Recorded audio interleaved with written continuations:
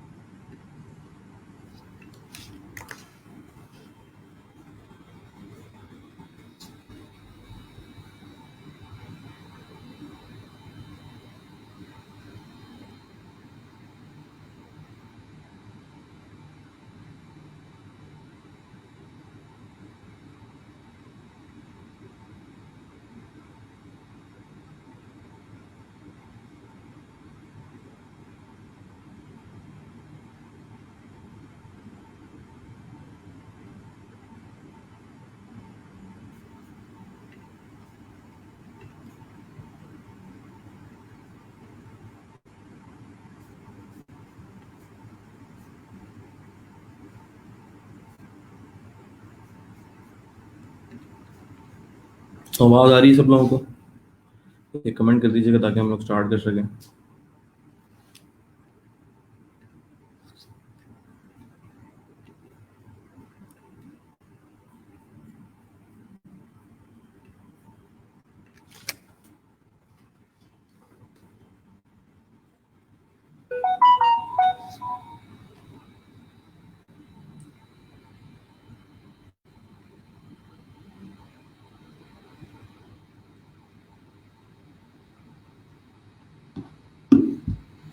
Okay, great.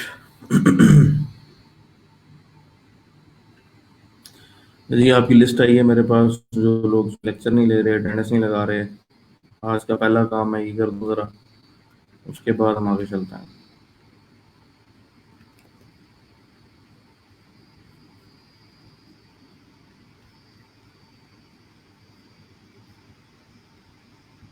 सच ए forceful education.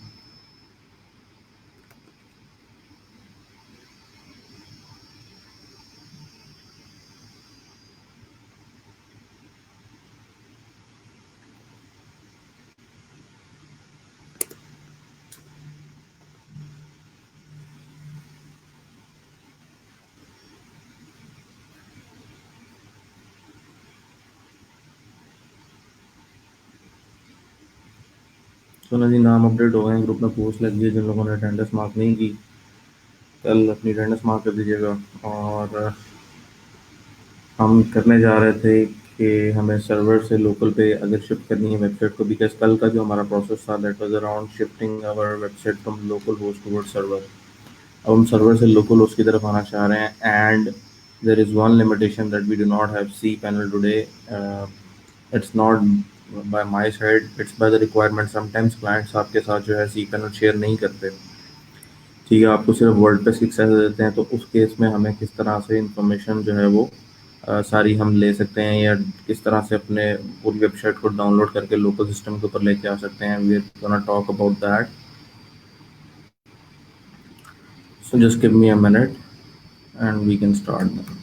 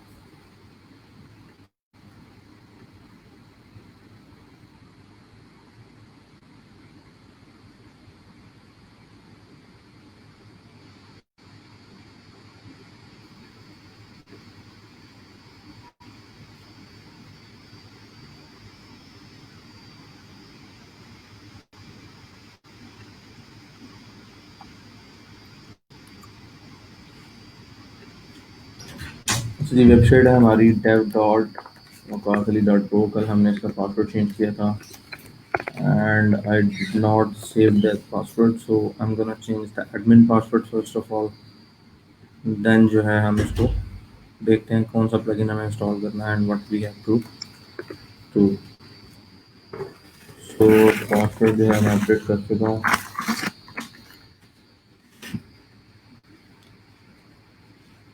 Login करते हैं। अब मैं चाह रहा हूँ कि ये जो वेबसाइट है कंप्लीट मेरी अभी ये सर्वर पे चल रही है, ठीक है। इसको शिफ्ट करके मैं लोकल होस्ट के ऊपर ले आऊँ। मुकम्मल website along with the pictures everything जो है मेरे पास एक डाउनलोड फाइल में आ जाए और उसको मैं लोकल सिस्टम के अंदर इंपोर्ट कर लूँ। अब फर्स्ट कर लें कि आपके क्लाइंट की वेबसाइट है जिसने आपको सिर्फ और सिर्फ वर्डप्रेस की एक्सेस दी है और आपके पास सी पैनल की एक्सेस नहीं है। तो उस केस के अंदर आप क्या करेंगे, आप सबसे पहले वर्डप्रेस की कॉपी लोकल सिस्टम के ऊपर अपने पास इंस्टॉल कर लें, ठीक है। वर्डप्रेस की कॉपी के लिए मैं यहीं पे कोई वर्डप्रेस का कोई फोल्डर मेरे पास फोल्डर है, यहाँ से मैं सारी कॉपी कर रहा हूँ। और यहाँ पे ई कॉमर्स की साइट ऑलरेडी बनी हुई है, तो यहाँ पे हम कोई और फोल्डर बना लेते हैं, ई कॉम लोकल बना लेते हैं, ठीक है। और ई कॉम लोकल के अंदर मैं रख लेता हूँ फ्रेश वर्डप्रेस की कॉपीज और बैकएंड पे एक डेटाबेस क्रिएट कर लेता हूँ।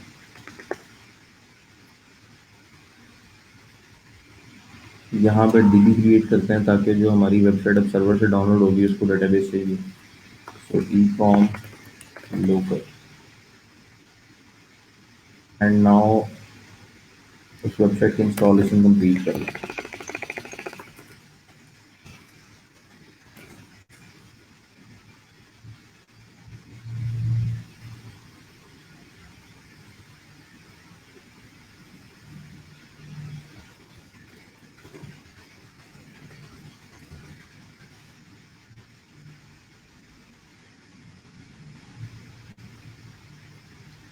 Site name is e com local. Admin password test कर लें, confirm user weak password, discourage search engine, install WordPress, provide an email address.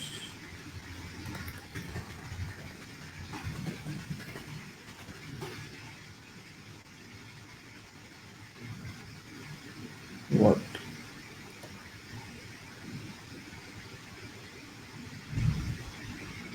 Email address हम दे चुके हैं, अच्छा यहाँ पे प्रोवाइड करना admin test confirm user weak password king dot Waqas at email dot com, search engine अब इंस्टॉल करते हैं। अच्छा जी, लॉगिन करते हैं।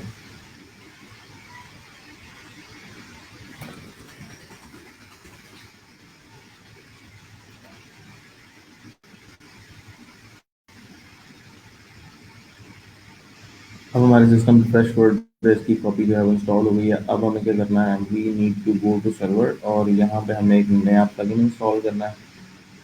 और न्यू प्लगइन ऐड करेंगे तो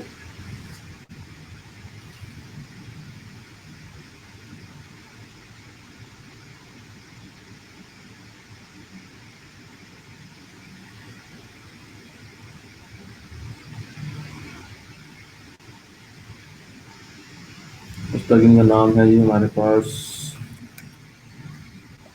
all in one W P, all in one W P migration. All in one W migration इसको इंस्टॉल करें और एक्टिवेट कर लें। ये आपको जिस वेबसाइट से आपने जिस वेबसाइट की कॉपी लेनी है वहाँ पर भी चाहिए, और जहाँ आपने इसको सेम क्लोन करना है, ये क्योंकि फ्रेश बनाई है, हम चाह रहे हैं कि जैसे सर्वर की है साइट वैसे ही ये लोकल साइट हो जाए। अभी इसके ऊपर 2020 का थीम होगा, बड़ी सिंपल सी साइट है ये जो फ्रेश आपके पास आती है, ठीक है। यहाँ पे भी आपको प्लगइन इंस्टॉल करना है।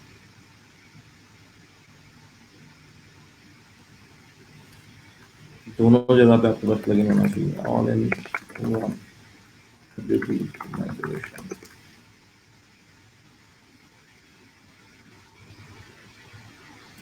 इंस्टॉल करें,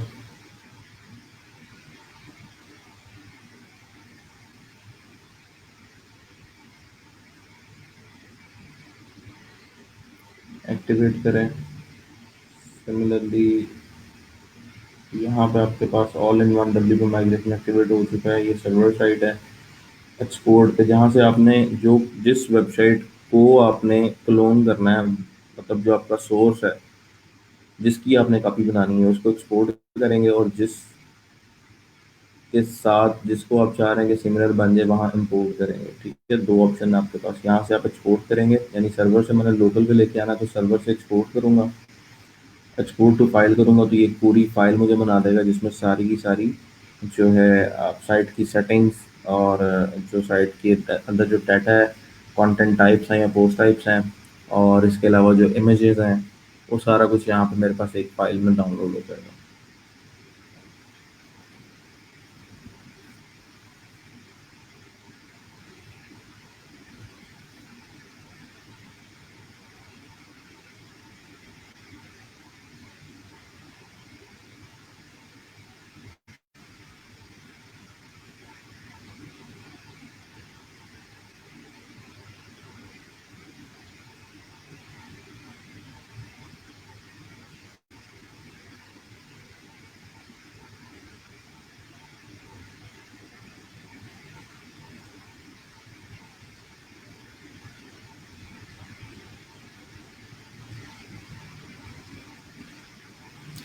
ये फाइल आपके पास रेडी है, इसको डाउनलोड कर लें। 252 MB की फाइल है। ठीक है, जैसे ही डाउनलोड हो जाती है we will import this file here in local site. ये लोकल साइट है, इसके अंदर इम्पोर्ट फ्रॉम फाइल करेंगे और आपके पास अपलोडर आ जाएगा। इस अपलोडर में आप बता देंगे जो फाइल अभी आपकी डाउनलोड हो रही है, so it can take a few minutes. तो आपकी फाइल जो है कम्प्लीटली जैसे ही डाउनलोड हो जाती है will then import it and complete the process.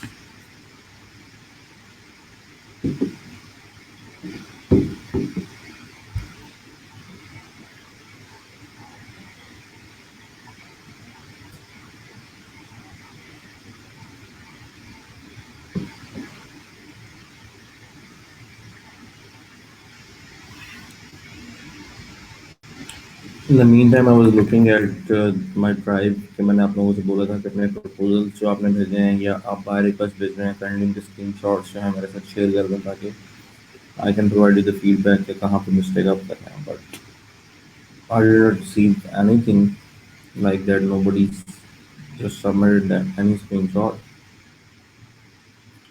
So I assume कि आप लोगों को प्रॉब्लम नहीं है या आप बड़ा अच्छा प्रपोजल भेज रहे हैं। सो आई एम जस्ट कंफर्मिंग कि मेरे तक डाटा नहीं आएगा तो I can not guide you properly.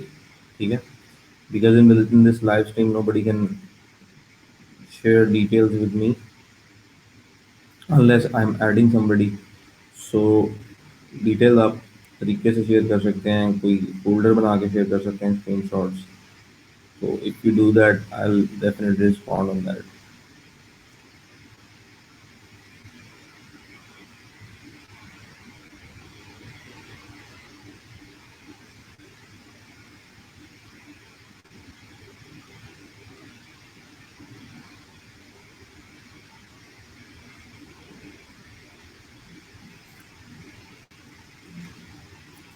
एक तरीका तो आपको पता लग गया, सी पैनल के थ्रू आपने डायरेक्ट फाइल अपलोड की, जिप करके डेटाबेस को एक्सपोर्ट किया, इंपोर्ट किया, जो कल हमने किया। दूसरा तरीका ये है, अगर आपको किसी टाइम लोकल सिस्टम से सर्वर पे लेके जानी पड़े फाइल्स, तो भी आप यही तरीका जो है वो चूज़ करेंगे, जो कि सबसे आसान है। लेकिन एक प्रॉब्लम है, प्रॉब्लम ये है कि समटाइम आपके सर्वर के ऊपर PHP.ini की सेटिंग्स जो हैं वो प्रॉपर नहीं होती, मैक्सिमम एग्जीक्यूशन टाइम का इशू होता है। फाइल जितनी देर में इंपोर्ट होनी है उतनी देर के अंदर प्रोसेस जो अगर एग्जिट हो जाता है तो फिर फाइल कम्प्लीटली इंपोर्ट नहीं हो पाती। तो वहाँ पे उन प्रॉब्लम से बचने के लिए हम जो है फिर वो मैनुअल प्रोसेस की तरफ चले जाते हैं विदाउट प्लगइन, जो कल हमने किया था। सिर्फ ये डिपेंड करता है कि आपने किस साइट से किस साइट पर डाटा लेके जाना है, जो सोर्स है उसको एक्सपोर्ट करना है और जो डेस्टिनेशन है वहाँ पे आपने इंपोर्ट करना है।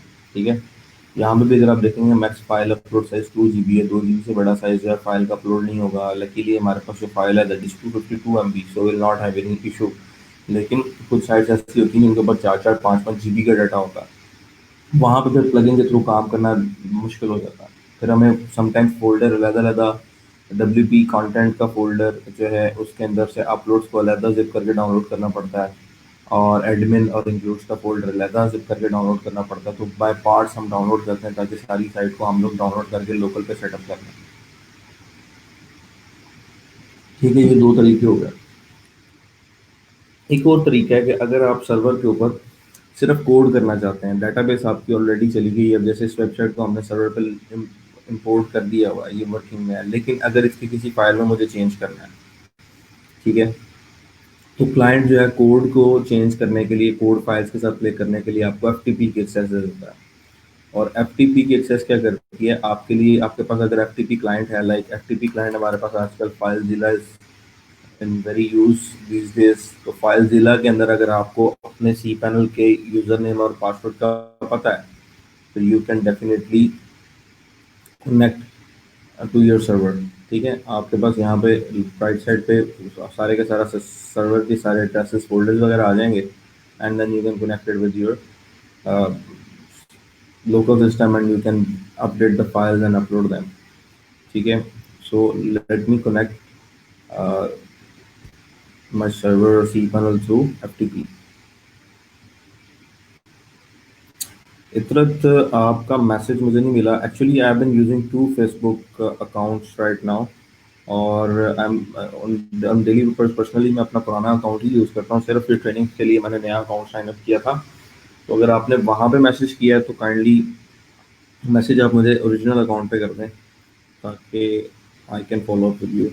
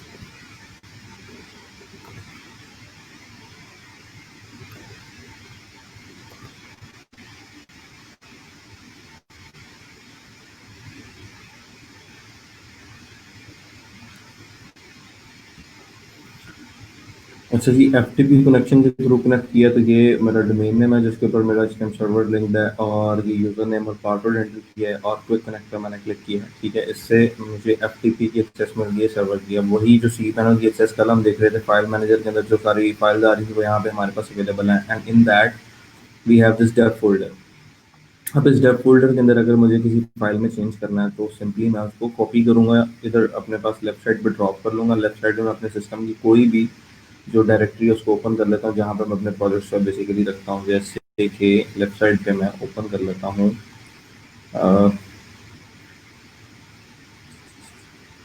Home user,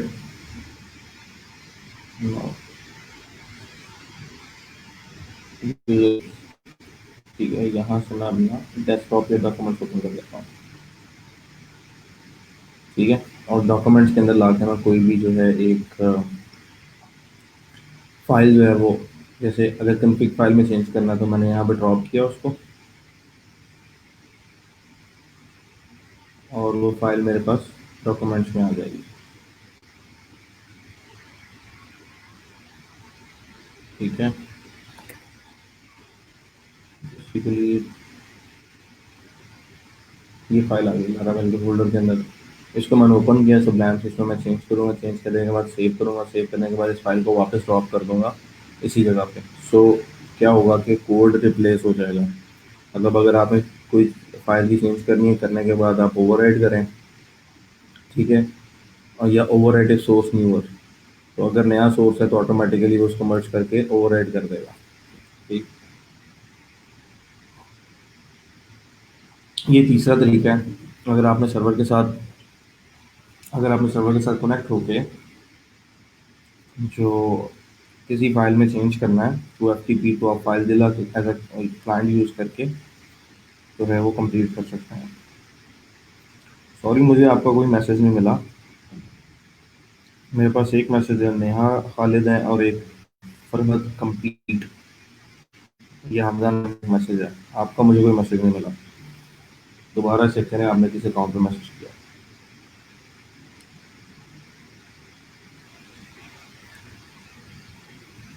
let's check out right, अभी तक ये डाउनलोड हो रही है, तो you can take around 10 to 20 minutes. अच्छा, ये तीन तरीके आपके पास हो गए। एक चौथा तरीका है जो हम लोग इंडस्ट्री में यूज़ करते हैं, that is a professional way of deploying our site from local system to server and maintain the code using version management, that is Git। ठीक है, गिट आपके पास एक टूल है जिसके थ्रू आप अपने सॉफ्टवेयर की वर्जन मैनेजमेंट कर सकते हैं। ठीक है, और वर्जन मैनेजमेंट से मुराद ये है कि आपने एक सेट ऑफ यूज़ केस को कंप्लीट किया। जैसे किसी सॉफ्टवेयर के 5 मॉड्यूल्स है, आपने 2 मॉड्यूल्स बना के उसको पब्लिक यूज़ के लिए प्रोडक्शन साइट पर डाल दिया, और आफ्टर फ्यू डेज आपने थर्ड मॉड्यूल पे काम किया और उसको भी वर्केबल बना के आपने इस अपडेट को भी पुश कर दिया। अब पब्लिक के पास थर्ड मॉड्यूल भी अवेलेबल है। इस तरह से अगर आप रैपिड डेवलपमेंट करते हैं, what ever you do, continuous integration करते हैं, तो आपके पास ये टूल जो गिट का टूल है, ये आपके पास इसका नॉलेज होना बड़ा ज़रूरी है।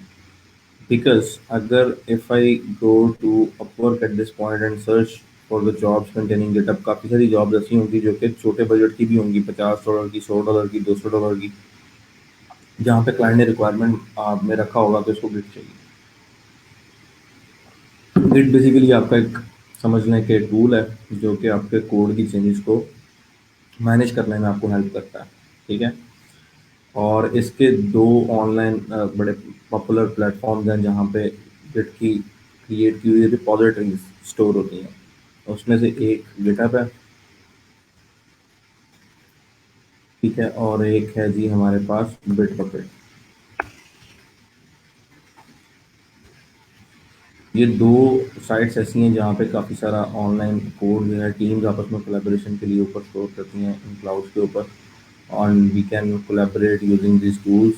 दूसरा, गिटहब के ऊपर लोग क्या करते हैं कि ओपन सोर्स सॉफ्टवेयर की कंट्रीब्यूशन कर देते हैं। जैसे अगर आपको किसी तरह का सॉफ्टवेयर चाहिए और वो प्रॉब्लम ऐसी है कि यू फील कि काफ़ी सारे लोगों को प्रॉब्लम ऑलरेडी आई होगी। जैसे मुझे अगर एक पॉइंट ऑफ सेल्स का सॉफ्टवेयर चाहिए, तो गिटहब ऐसी प्लेस है जहाँ पे लोगों ने फ्री ऑफ कॉस्ट कोड करके ऊपर पुश किया हुआ है, और आप यहाँ से कोड को डाउनलोड करके सॉफ्टवेयर को यूज़ कर सकते हैं। जैसे अगर मुझे एक ई कॉमर्स स्टोर चाहिए, ठीक है, तो मैं ई कॉमर्स यहाँ पे एंटर करता हूँ। मेरे पास यहाँ पे लेफ्ट साइड पे लिखा आ रहा है रिपोजिटरी 64K, 64,000 प्रोजेक्ट्स पड़े हुए हैं जिनमें ई कॉमर्स यूज़ हो रहा है। ठीक है, आउट ऑफ देम पीएचपी वाले कितने हैं, 8,652। ओके, पीएचपी पे मैं क्लिक करता हूँ तो उसके अंदर काफ़ी सारे मेरे पास यहाँ पे टूल आ रहे हैं जो कि ई कॉमर्स बेस्ड हैं। यहाँ पे nine set e commerce, PHP e commerce web application, ये मुझे नज़र आ रही है, इसको मैं ओपन करता हूँ तो नीचे एक रीडमी फाइल दी होगी। A PHP e-commerce web application. To set this web application, make sure PHP-MyAdmin installed on your server. Open PHP-MyAdmin, create a database, import this file. This will generate your tables in the system. Upload all your code with SQL और whatever जो भी instruction सारी उसमें दी हुई हैं, आप उसको follow करेंगे तो basically you will get this software working on your system.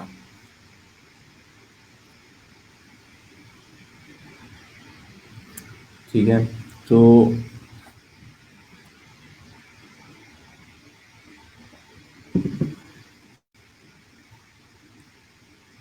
अब गिटहब के ऊपर काफ़ी सारी रिपॉजिटरीज हैं, बहुत सारी लैंग्वेजेस के फ्री ऑफ कॉस्ट लोगों ने कोड बना के रखे हुए हैं, और वो कोड यहाँ से मैनेज हो रहे हैं, लोग डेली बेसिस पे पुश कर रहे हैं, अपडेट कर रहे हैं। दूसरा, गिटहब की जो प्रोफाइल है that is very important for programmers. अगर आपने फील्ड में ग्रो करना है कल को, you are looking to collaborate with big companies, और you are looking to join big companies like FAANG companies, Facebook, Google, Amazon, those firms value your GitHub profile. तो GitHub profile आपकी जितनी अच्छी होगी, that represents you as a good developer. Like if I talk about somebody, uh,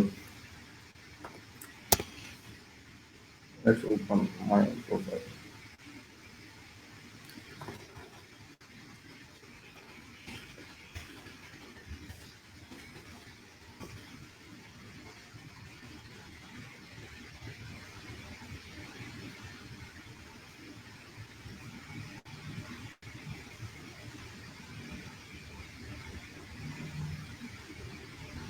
this is my own profile, और ये सारी मेरी रिपॉजिटरीज हैं जिनके ऊपर मैं मतलब काम करता आ रहा हूँ। ठीक है, और कितना मैं काम करता हूँ वो मेरी प्रोफाइल के ऊपर शो हो जाता है। यहाँ पे मेरे प्रोफाइल के ऊपर आऊँगा तो एक ग्राफ होगा और एक कंट्रीब्यूशन होगा और बैचेस होते हैं यहाँ पे डिफरेंट जो आपको मिलते हैं। ठीक है, और इस ग्राफ के अंदर किसी ये जो आपके पास आ रहे हैं डिफरेंट सेल्स। ठीक है, ये बेसिकली ग्राफ है। यहाँ पे कोई प्रॉब्लम है जिसकी वजह से ना हमें टेबल्स आज प्रॉपरली शो नहीं हो रहे। ठीक है, बॉर्डर शो नहीं हो रहे, टेबल शो नहीं हो रहा। आई don't no what is the real issue, but let's just shift to Safari today.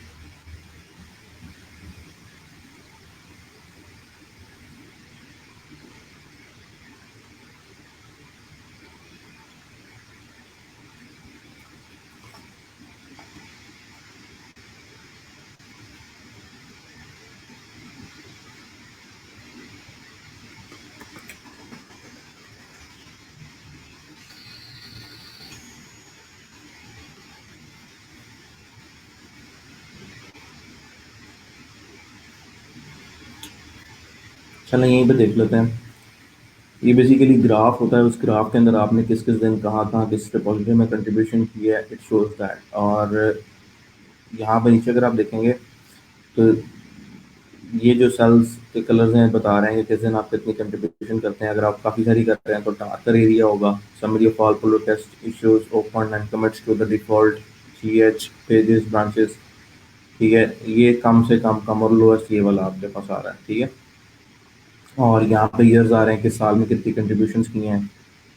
ठीक है, 2018 में कितनी है, 19 में कितनी है, 17 में कितनी है, तो वो सारी कंट्रीब्यूशन आपका ग्राफ देगा आपको। जब कंपनीज आपको हायर करती हैं, बड़ी कंपनीज हायर करती हैं, तो they value this profile because they know कि if somebody is pushing code on GitHub, he must know how to program, he must know how to manage the code, he must know how to manage versions, he must know how to use Git for proper code deployments। तो दूसरा, अगर मैं आपको यहाँ पे the people I follow, if I show you a few of them, like there is somebody, Maria. Maria की profile अगर आप देखेंगे, you can see the contribution she is doing on daily basis. ठीक है, और she is joined with organizations जिसमें Apache है, Microsoft है, और Emacs, AMG, I don't know this organization. और she is a very good programmer and I followed her through code result और top coder. Top coder एक ऐसी site है जहाँ पे आप ऑनलाइन जो है प्रोग्रामिंग कॉम्पिटिशन्स में पार्टिसिपेट करते हैं to sharpen your skills, and वहाँ पे मैचेस होते हैं काफ़ी सारे, and later on that process helps you get hired in big companies as a remote engineer, और you get a site relocation whenever the company proposes you for the visa। So ये वाली जो सारी contribution हैं, काफ़ी सारे लोग ऐसे हैं जो कि ओपन सोर्स कंट्रीब्यूशंस करते हैं। आज से 1 साल पहले गिटहब जो था that was not owned by Microsoft, and at that time जो ये कमेंट्स आपको नज़र आ रहे हैं सिर्फ और सिर्फ पब्लिक रिपोजिटरीज के कमेंट्स होते थे, प्राइवेट रिपोजिटरीज के कमेंट्स नहीं होते थे। यानी अगर मैं किसी क्लाइंट का काम कर रहा हूँ और मैं डेली बेसिस पे उस क्लाइंट के लिए कोड करके पुश कर रहा हूँ ऊपर गिटहब के ऊपर, तो मेरे ग्राफ के ऊपर इस तरह कलर्स आना शुरू हो जाएंगे, because I can share, I can do the settings where I can keep it to share the contributions done in private repositories। By default GitHub के ऊपर जितनी repositories होती हैं वो पब्लिक होती हैं। पब्लिक इसलिए होती हैं ताकि लोग अगर इन repositories में कोड कर रहे हैं तो वो कोड दूसरों के साथ शेयर हो सके, ताकि अगर एक बंदे को एक प्रॉब्लम आई है तो he should not create a tool from the very beginning. अगर मुझे एक छोटा सा पॉइंट ऑफ सेल चाहिए तो ज़रूरी नहीं है कि मैं पॉइंट ऑफ सेल जो है वो खुद से अपना बनाने बैठूँ। गिटहब के ऊपर अगर किसी ने वो पॉइंट ऑफ सेल या ई कॉमर्स की साइट बनाई है तो मैं उसको यूज़ कर सकता हूँ। जैसे हम इस प्रोजेक्ट की बात कर रहे थे, नयन सच के इस प्रोजेक्ट की बात कर रहे थे कि यहाँ पे इसने बताया हुआ है कि आप ये प्रोसेस फॉलो करें and you can get everything. So करना क्या है कि आपको इस वेब एप्लीकेशन को यूज़ करने के लिए एक डेटाबेस क्रिएट करनी है, और उसके अंदर आपको एसक्यूएल इंपोर्ट करनी है, और आपको प्रोजेक्ट वैसे ही एस टी डॉक्स में ट्रिपल डब्ल्यू में रखना है जैसे हम वर्डप्रेस का प्रोजेक्ट रखते हैं। तो set this web application make sure PHP and PHP admin installed हमारे पास ऑलरेडी चल रहे हैं। Open PHP admin created database and report bold dot SQL file, this will generate table in database, upload all files on your server except for bold dot SQL और bold new PHP my admin SQL. इन दोनों के अलावा वगैरह सारा कुछ आप upload कर दें, और उसके बाद ये यूज़र एडमिन है, इसको आप यूज़ कर लें। इस कोड को आप यहाँ से कर सकते हैं डाउनलोड, ये सिर्फ डाउनलोड करें। अच्छा, जितनी देर में डाउनलोड होता है हम इस फाइल को इंपोर्ट करने जा रहे हैं हमारा वापस प्रोसेस का, वर्डप्रेस का। अब हमारी जो फाइल थी वो सर्वर से डाउनलोड हो चुकी है कम्प्लीटली, हमें यहाँ पर लोकल होस्ट को उसको इंपोर्ट करना है। तो फाइल पर क्लिक करें, डाउनलोड्स में से ये फाइल है जो आपकी डाउनलोड हुई है 264 MB की, इसको ओपन करेंगे और it will start getting imported. अभी अपलोड हो रही है। अभी हमें एक डायलॉग बॉक्स देगा कि अगर आप इस फाइल को इंपोर्ट करते हैं तो आपके पुराना सारा डाटा जो है वो ओवरराइट हो जाएगा। Import process will override your existing your website, including the database, media, plugins, themes, everything will be overwritten. Ensure that you have a backup of your data before proceeding to the next step. अगर आप local system से server पे कभी इस plugin को use करके data export करें तो ख्याल रखिएगा ऐसा ना हो कि आपके उस ड्यूरेशन ऑफ डेवलपमेंट के अंदर अगर आप वो काम किसी ई कॉमर्स साइट का कर रहे थे, किसी स्टोर का कर रहे थे, अगर आपने सैटरडे को काम क्लाइंट का लिया और इस प्लगइन से आपने डाउनलोड करके लोकल सिस्टम पे साइट को सेटअप किया और उसमें सारी चेंजेस की, और नेक्स्ट सैटरडे तक एक वीक में अगर सर्वर के ऊपर 25 ऑर्डर मजीद आ गए और आपने इस प्रोसेस के थ्रू वापस अपनी चेंजेस को अपलोड किया, तो आपकी डेटाबेसिस के चेंजेस जो हैं वो जो एक वीक के चेंजेस थे वो सारे खत्म हो जाएंगे, यानी वो 25 ऑर्डर्स की डिटेल्स खत्म हो जाएगी क्योंकि डीबी ओवर रिटर्न होगी। सो ये काम तभी करें जब आप फ्रेश साइट बना रहे हैं, ठीक है, या आप अपनी डीबी की एक कॉपी ले लें और बाद में उसको री इम्पोर्ट कर लीजिएगा, ठीक है।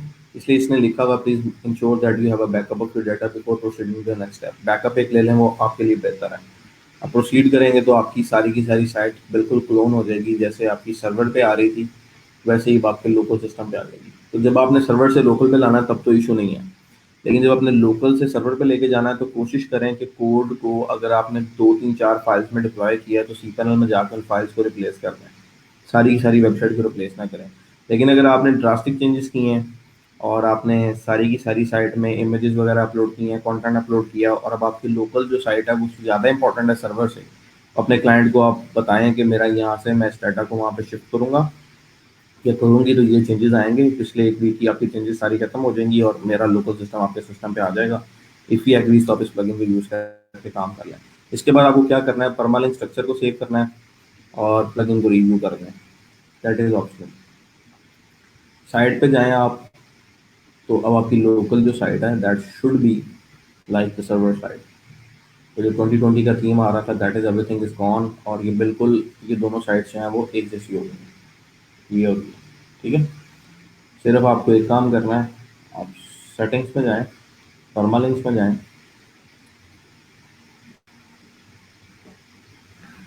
अच्छा इस वेबसाइट का पासवर्ड मुझे डेटाबेस की सारी चीज़ें रिप्लेस हो गई हैं, वो री लॉगिन भी करना पड़ेगा। अब क्योंकि आपने सर्वर से सारी कॉपी ली है तो सर्वर पे जो पासवर्ड था वही लोकल पे भी चलेगा।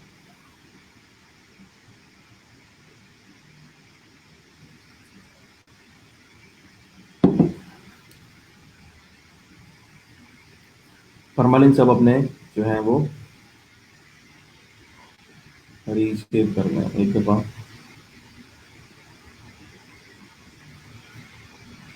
Save changes one time and another time.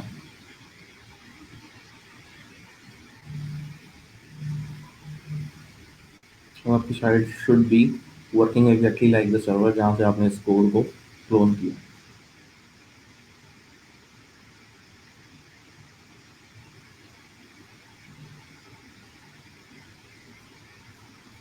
ठीक है।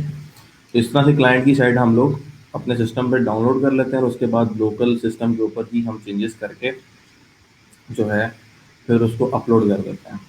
अच्छा जी, ये तो एक चीज़ कंप्लीट हो गई।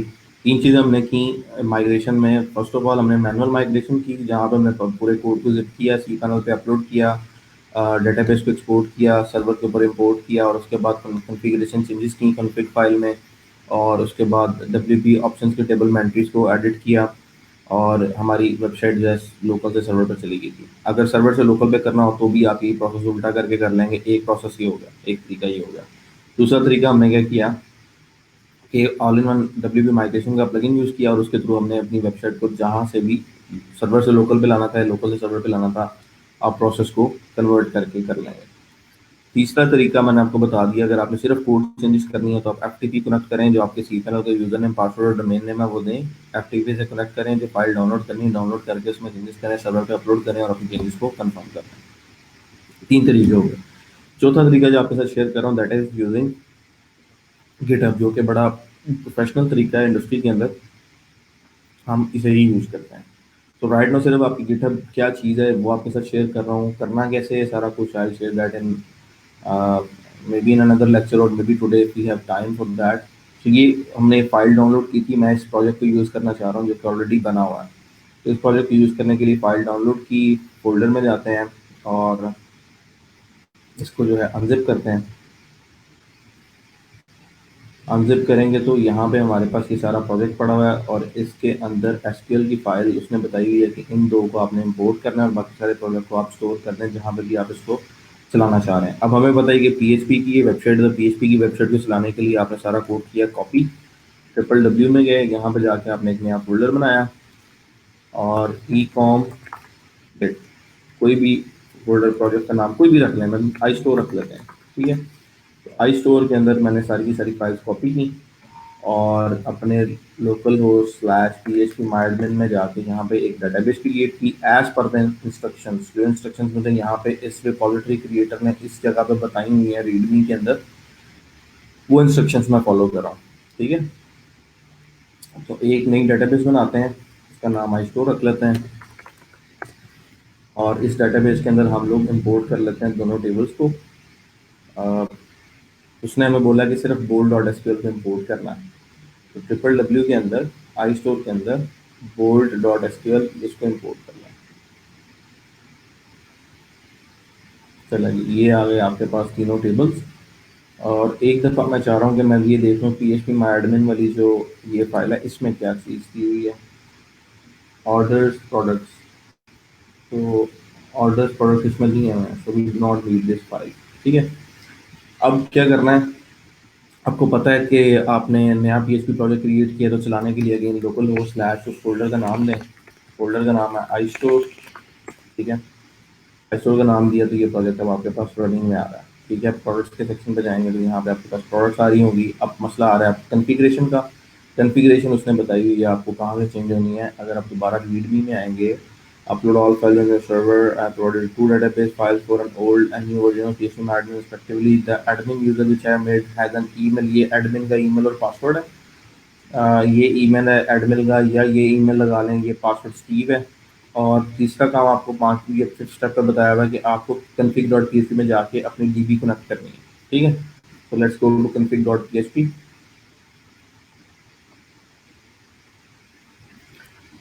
यहाँ जाके आप अपनी कन्फिग्रेशन जो है उसको ठीक करें। करेंसी पी के आर लगाएं यहाँ पे। ठीक है, रूट रूट का पासवर्ड है माई एसक्यूएल और बोल्ड की जगह पे हमारी डीबी का नाम है आई स्टोर। सेव करें, वापस जाएं इस प्रोजेक्ट के ऊपर, रिफ्रेश करें, तो ये प्रोडक्ट्स आपके पास आ गए यहाँ से। ठीक है, ऐड टू कार्ट करें, ये ऐड टू कार्ट भी आ गया। लॉगिन करना चाह रहे हैं तो admin at admin dot com, password है स्टीव, जो पासवर्ड उसने यहाँ पे बताया हुआ है, email I D this and the password is Steve. Admin at admin dot com लगा लें या ये लगा लें एस जॉब एट एप्पल।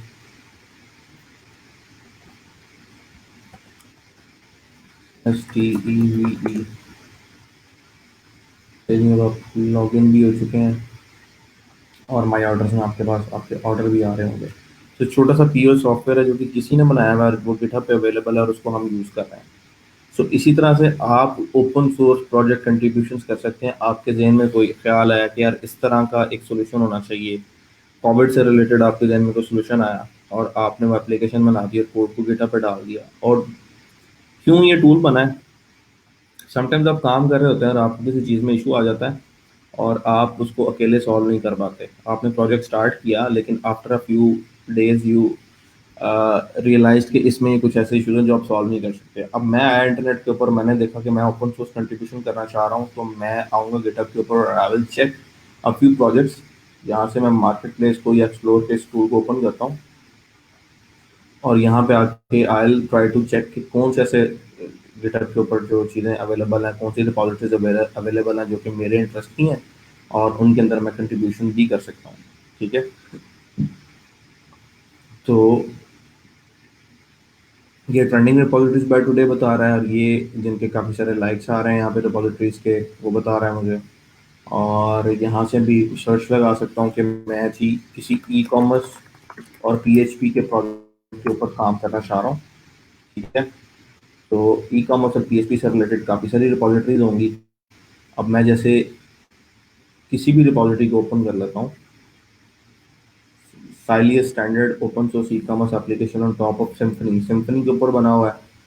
मैं सिर्फ कोर पीएचपी पे ही करना चाह रहा हूँ।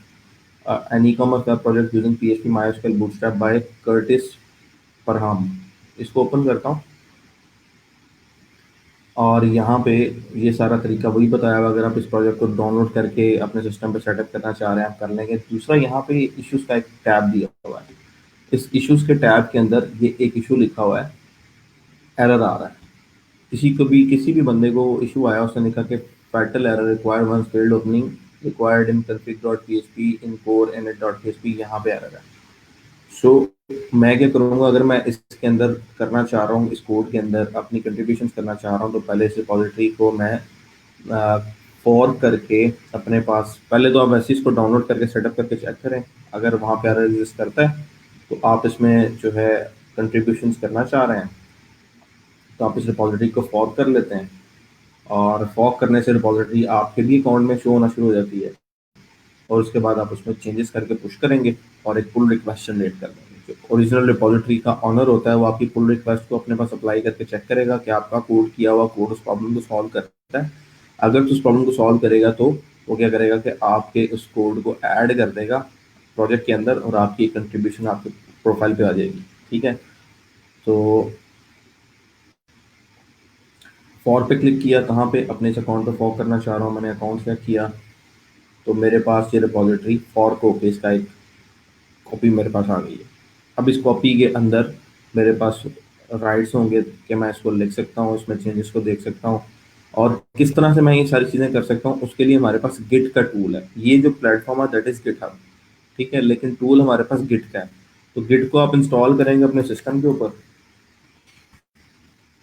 ठीक है, गिट पे आप जाएं और डाउनलोड्स में आपके पास मैक में भी सॉफ्टवेयर अवेलेबल है और विंडोज भी अवेलेबल होगा। मेरे पास यहाँ मैक का आ रहा है, मैंने मैक पे इसका इंस्टॉल किया हुआ है। इंस्टॉलेशन के दौरान आपसे काफ़ी सारी मतलब बहुत स्ट्रेट सी इंस्टॉलेशन है, कोई लंबी चौड़ी इंस्टॉलेशन नहीं है। उसके बाद क्या होता है कि अगर ये प्रॉपरली इंस्टॉल हो जाए तो आपका जो टर्मिनल होगा या आपका जो समझ लें कि कमांड प्रॉम्प्ट होगा विंडोज़ का CMD, वहाँ पे आपके पास गिट की कमांड जो है वो अवेलेबल होगी। ठीक है, आप गिट एंटर करेंगे तो आपके पास गिट की सारी जो कमांड्स अवेलेबल हैं वो सारी यहाँ पे आ जाएंगी। अब मैं चाहता हूँ कि मैं इस प्रोजेक्ट को अपने पास जो है वो रन करूँ और मैं चेक करूँ इश्यूज को और प्रीवियस सारे कोड चेंजेस को और फाइल्स मेरे पास विद इन ब्लिंक ऑफ आई आ गया। तो बजाय इसके कि मैं यहाँ से मैनुअल चीज़ों को डाउनलोड कर रहा हूँ, मैं गिट का टूल यूज़ करके सारे काम बड़े इजीली कर सकता हूँ। ठीक है, वापस चलते हैं गिट के ऊपर। अ, ये 4 की रिपॉजिटरी आ गई मेरे पास। अब इसको मैं डाउनलोड करना चाह रहा हूँ यूजिंग द टर्मिनल। तो क्या तरीके का आ रहा है मेरे पास, कोड पे आता हूँ तो ये एक यूआरएल दिया हुआ है। इस यूआरएल को मैं करूँगा कॉपी। ठीक है, और गिट की कमांड है क्लोनिंग की, गिट क्लोन। ठीक है, आगे आप देते हैं यूआरएल, और जिस फोल्डर में आप क्लोन करना चाह रहे हैं उसका एड्रेस आप वहीं पे इस कमांड को चलाएंगे, so you will get all the files with, अगर छोटी रिपोजिटरी होगी तो बहुत जल्दी आ जाएगी। So right now I need to go to applications, amps,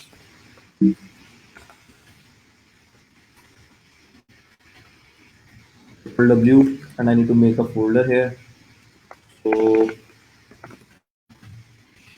folder create करता हूँ मैं, रिपोजिटरी का नाम है जी ई कॉमर्स। ई कॉमर्स तो पहले ही है मेरे पास, e commerce open source, open e com, ये फोल्डर नेम मैंने बना दिया। ठीक है, ई कॉम ओपन, इसमें मैं सीडी करके इस फोल्डर में जा रहा हूँ, ओपन ई कॉम में एलएस करता हूँ तो ये फोल्डर मेरे पास एम्प्टी है। यहाँ पे मैं अपनी गिट की वो रिपोजिटरी क्लोन करना चाह रहा हूँ। ठीक है, मैं चाह रहा हूँ मेरे पास रिपोजिटरी यहाँ पे क्लोन हो जाए। So I need to use the command clone, और आगे मैं यूआरएल दे दूंगा उस रिपोजिटरी का। ठीक है, और रिपोजिटरी का यूआरएल देके आगे एक डॉट प्रोवाइड कर दूंगा। उस डॉट से क्या होगा कि मेरे पास सब फोल्डर क्रिएट नहीं होगा, सारी की सारी फाइल्स रूट पे आ जाएंगी। एंटर करता हूँ, जैसे ही एंटर करूंगा सारी की सारी वो गिटहब की उस रिपोजिटरी की जो फाइल है मेरे पास डाउनलोड होके मेरे लोकल सिस्टम पे आ जाएंगी। तो मुझे मैनुअली इसको डाउनलोड और एक्सट्रैक्ट करने की जरूरत नहीं है।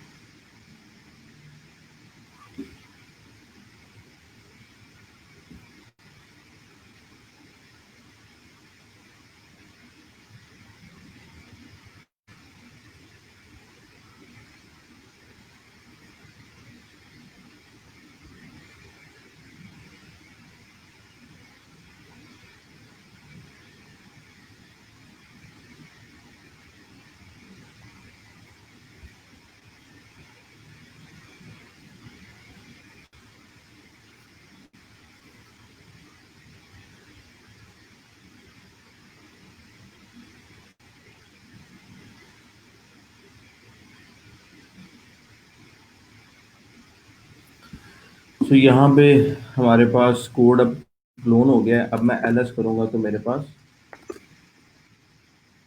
जो है सारा कुछ यहाँ पे डिस्प्ले में उस फोल्डर में आ जाएगा।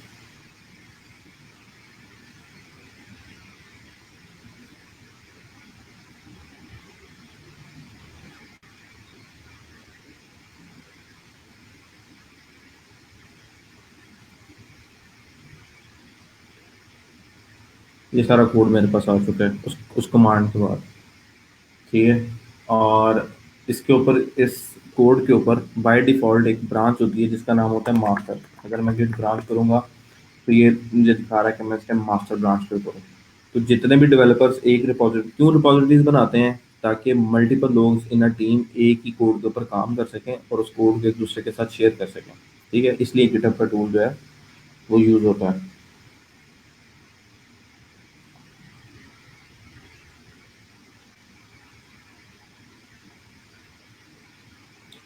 तो अगर आप वापस उस प्रोजेक्ट पे आएँ और यहाँ पे आके आप ब्रांच चेक करें तो राइट नाउ हमारे पास एक ही ब्रांच है, दैट इज मास्टर। ठीक है, और वो यहाँ पे शो हो रही है। आप एक से ज़्यादा ब्रांचेस बना सकते हैं ताकि जितने लोग काम करें उन सबको एक एक ब्रांच मिल जाए और अपने अपने ब्रांच के अंदर वो कोड कर सकें और अपने कोड को पुश कर सकें ऑनलाइन। ठीक है, और वो चेंजेस आपकी यहाँ पे रिपोजिटरी के ऊपर शो होना शुरू हो जाती है। ठीक है, और फिर हम सर्वर के ऊपर भी जहाँ पे प्रोजेक्ट चला रहे होते हैं, चाहे सी पैनल आपके पास, अगर उसमें आपके पास SSH एक्सेस हो, टर्मिनल एक्सेस हो, तो आप वहाँ भी इस गिट की कमांड को यूज करके सारे प्रोजेक्ट को इंस्टॉल कर लेते हैं और उसके बाद कोड चेंजेस करते जाते हैं। So what we are gonna do, हम एक सिंपल रिपोजिटरी बनाएंगे अब, और अपना एक प्रोजेक्ट नया क्रिएट करके वर्डप्रेस का उसको हम डाल देंगे गिटहब के ऊपर, और उसके बाद हम उसमें कुछ चेंजेस करेंगे। ठीक है, so let's move to this repository, let's create a new repository, और रिपोजिटरी का नाम हम लिख देते हैं टेस्ट डेपो। ठीक है, और बाय डिफ़ॉल्ट ये पब्लिक होगी या प्राइवेट होगी? अगर तो पब्लिक होगी, जिस तरह मैंने किसी और का कोड डाउनलोड किया, वो मेरा कोड डाउनलोड कर सकता है, देख सकता है। प्राइवेट होगी तो सिर्फ जिन टीम मेंबर्स के साथ मैंने शेयर किया होगा, only those team members can see this code. और इनिशियलाइज विद रीडमी फाइल अगर आप करेंगे तो रीडमी फाइल ऑटोमेटिकली बन जाएगी, वरना नहीं बनेगी। रीडमी फाइल के अंदर वो सारी इंस्ट्रक्शंस लिखी होती हैं जो हमने दूसरों की रिपॉजिटरीज पर देखी हैं। तो क्रिएट रिपॉजिटरी से हमारे पास रिपॉजिटरी क्रिएट हो गई। ठीक है, अब इस रिपॉजिटरी को, ये रिपॉजिटरी सिर्फ यहाँ पे बनी है ऑनलाइन गिटहब के ऊपर। इसको लोकल फोल्डर के साथ कनेक्ट करने के लिए आपको एक ओरिजिन ऐड करना पड़ता है। हर रिपॉजिटरी का कोई ना कोई ओरिजिन होता है। ठीक है, वो आपके पास दो कनेक्शन से आप ओरिजिन से कनेक्ट हो सकते हैं, HTTPS के थ्रू और SSH के थ्रू। SSH से आपकी प्राइवेट पब्लिक कीज होती हैं जो कि SHA-1 या SHA-2 किसी भी एक एल्गोरिदम को यूज़ करते हुए साइफर्स क्रिएट करके वो आपस में कम्युनिकेट करती हैं। नॉर्मली आप HTTPS को यूज़ करते हैं और अपने यूज़र नेम पासवर्ड से ही आप कोड को डाउनलोड कर सकते हैं और ऊपर पुश कर सकते हैं। सो एक नई रिपॉजिटरी बनाई है और मैं चाह रहा हूँ मेरा कोई नया प्रोजेक्ट हो। तो नया प्रोजेक्ट में यहाँ पे नया फोल्डर बनाता हूँ, टेस्ट रेपो। और इस फोल्डर में मैं ओपन कर लेता हूँ यहाँ पे सबलाइन में।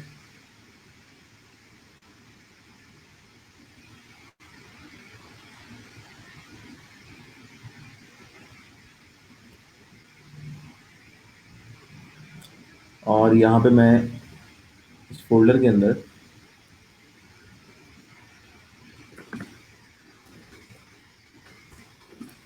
टेस्ट रेपो में जाता हूँ और यहाँ पे मैं एक रिपॉजिटरी जो है इनिशियलाइज करके ओरिजिन ऐड कर लूँ या यहाँ से क्लोन कर लूँ। मेरे पास दोनों ऑप्शन है। Right now I can clone, क्योंकि मैं ऑनलाइन बना चुका हूँ।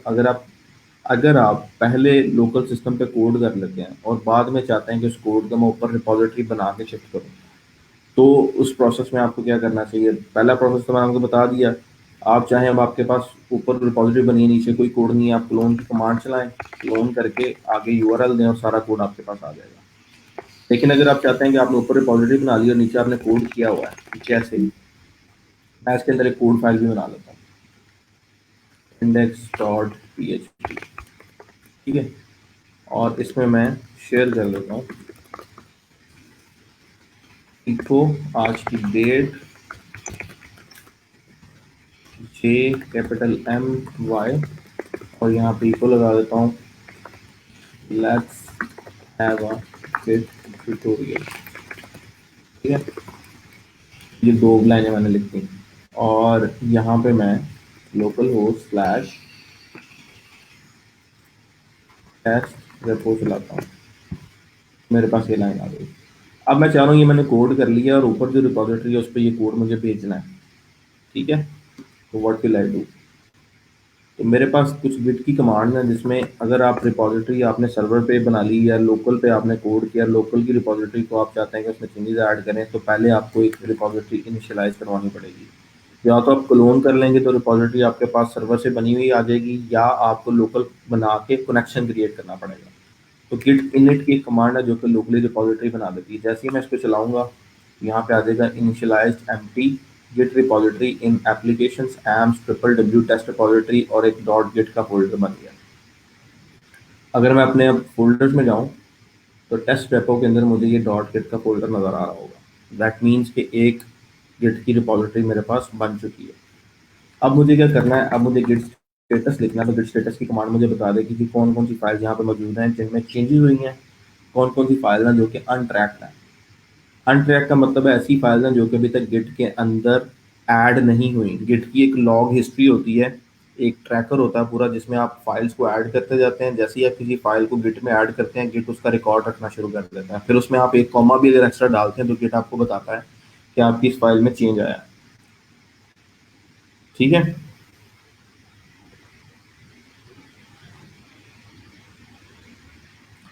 सो गिट के अंदर आप फाइल की ट्रैकिंग अभी हमने ऐड नहीं की। तो फाइल को ऐड करवाने के लिए दो स्टेजेस होती हैं। पहली फाइल स्टेजिंग कराना और उसके बाद उसको कमिट करना।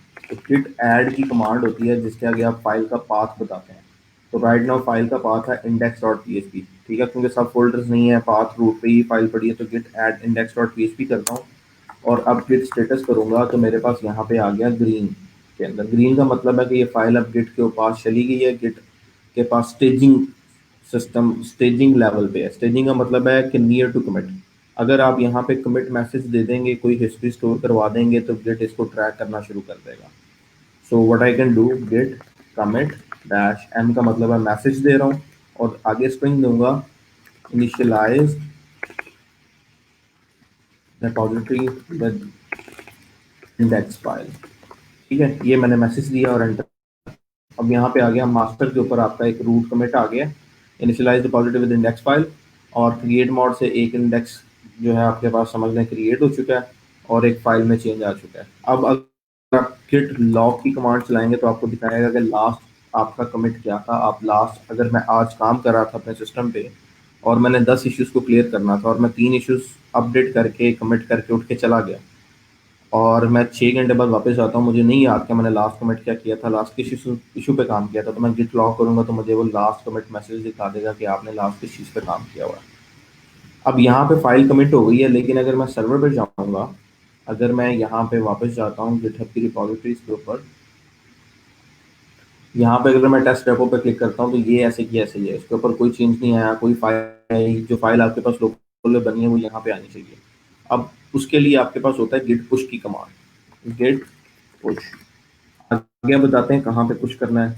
ओरिजिन, जो आपका ये रिपॉजिटरी है इसके पाथ को आप बोलते हैं ओरिजिन।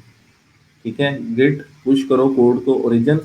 कौन सी ब्रांच से कोड को पुश करना, बाय डिफॉल्ट आपकी बनती है मास्टर ब्रांच। ठीक है, क्योंकि मैंने ब्रांच तो बनाई नहीं है।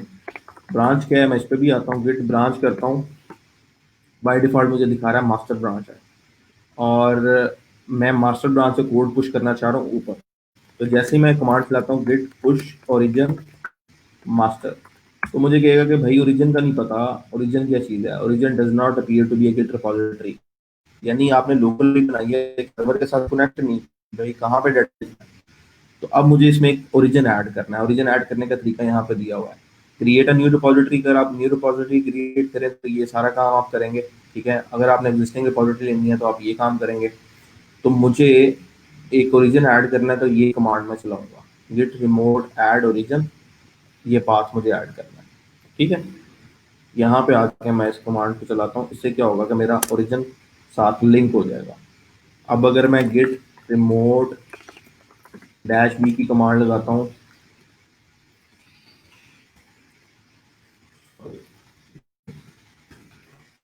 मुझे वो अपना ओरिजिन दिखा रहा है कि ये आपका ओरिजिन है, जहाँ पे आपकी रिपॉजिटरी की फैक्चर पुश कमांडें चलेंगी, यहाँ से डाटा आएगा और यहीं से डाटा आपका, यहीं पे डाटा पुश होगा। अब अगर मैं करता हूँ गिट पुश ओरिजिन मास्टर, तो मेरा सारे का सारा कोड जो है ऊपर सर्वर पे जाएगा, लेकिन उसके लिए मुझे यहाँ पे अपना यूजर नेम पासवर्ड देना पड़ेगा, because I am connecting with HTTPS। तो HTTPS requires your user name and password. Password, let me check my password.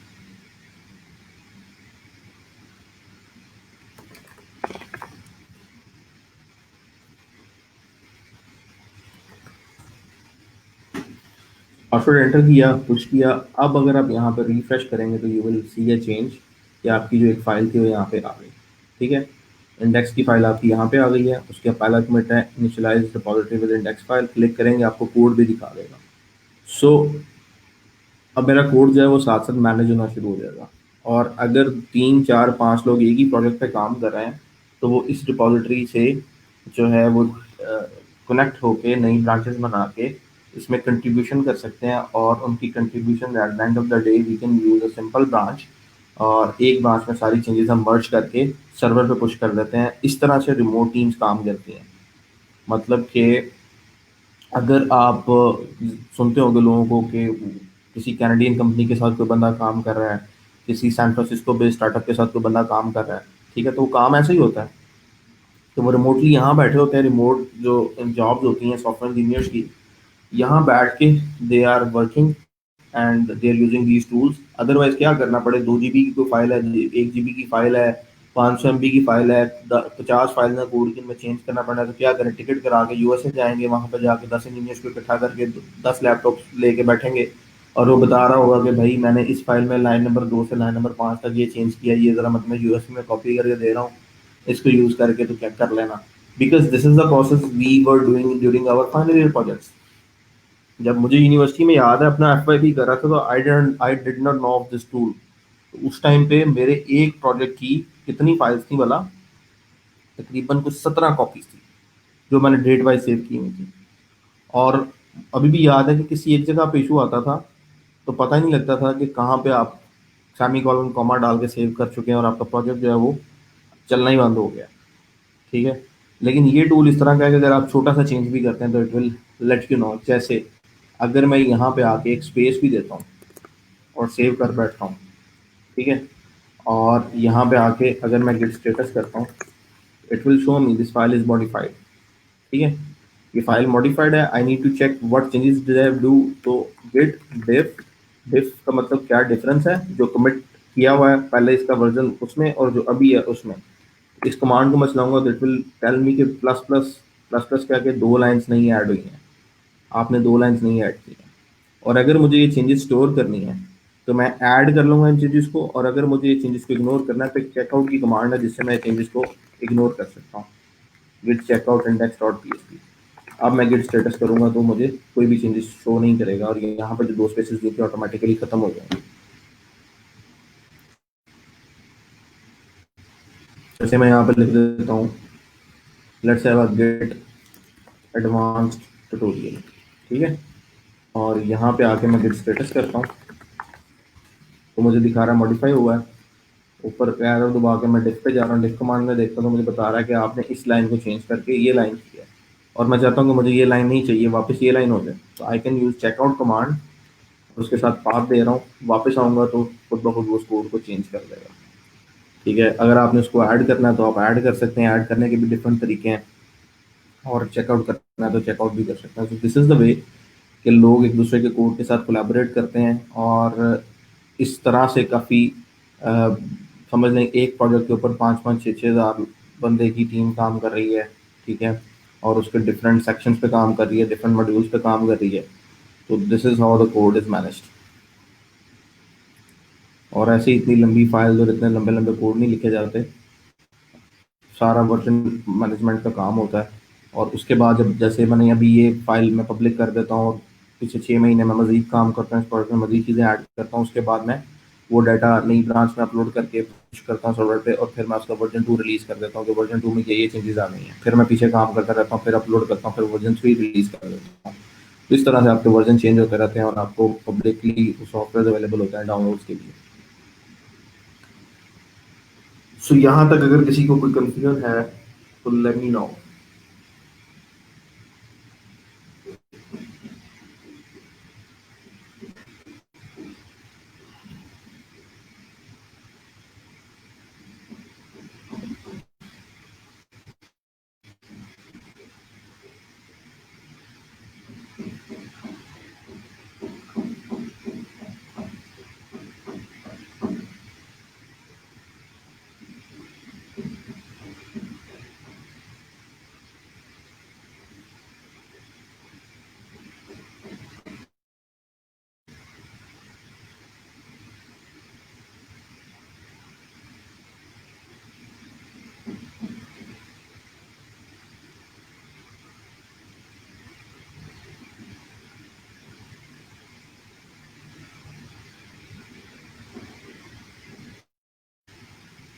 हाँ जी, कोई क्वेश्चन नहीं है, सब कुछ क्लियर है, कोई प्रॉब्लम ही नहीं है।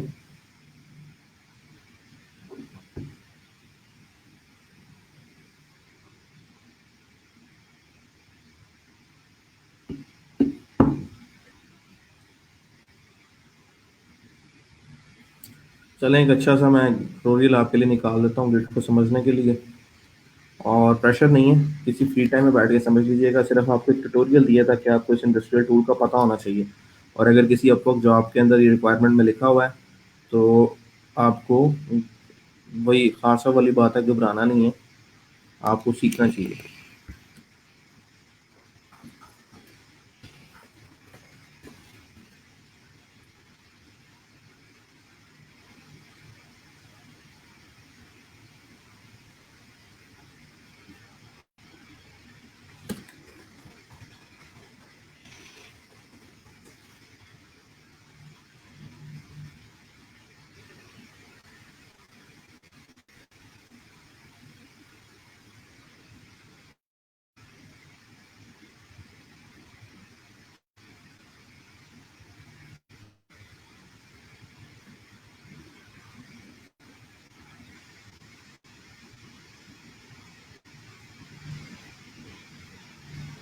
सर एक ट्यूटोरियल हब स्पॉट का मुझे मिला है, मैं आपके साथ शेयर कर रहा हूँ, आपके ग्रुप के अंदर मैं पोस्ट कर देता हूँ।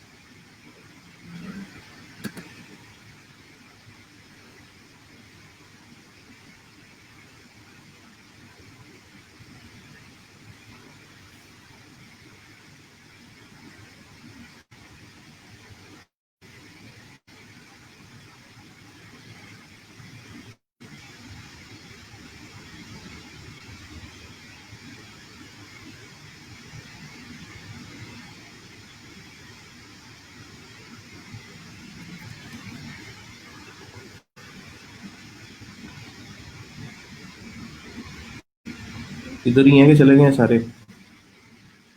कोई बोल नहीं रहा, किसी का कोई क्वेश्चन नहीं है, बड़े अच्छे बच्चे हैं, कोई प्रॉब्लम ही नहीं है आप लोगों को?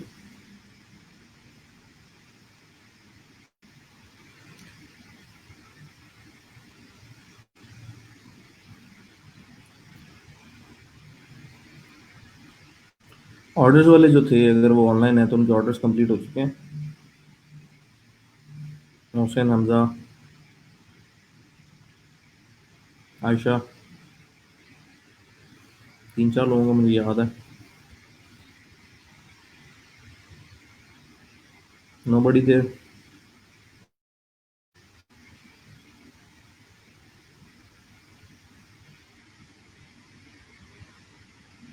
इतना तो आप मुझे प्रोफाइल लिंक भेज दीजिएगा, I have a look and let you know कि कहाँ पे आपका मसला आ रहा है, किस गिग के अंदर प्रॉब्लम है और क्या इम्प्रूव करने की ज़रूरत है। बस बाकी बेसिकली चीज़ें तो मैं सबको बता चुका हूँ, और उस पर काफ़ी सारे लेक्चर्स भी हो चुके हैं।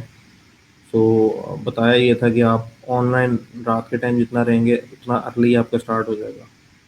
तो अगर आपकी गिग्स प्रॉपर हैं और रिविजन्स ओके हैं और प्राइसेस कम हैं, सर स्टैक ठीक है, आप ऑनलाइन हैं, कम्युनिकेट प्रॉपर कर रहे हैं, तो you should get have a start by now.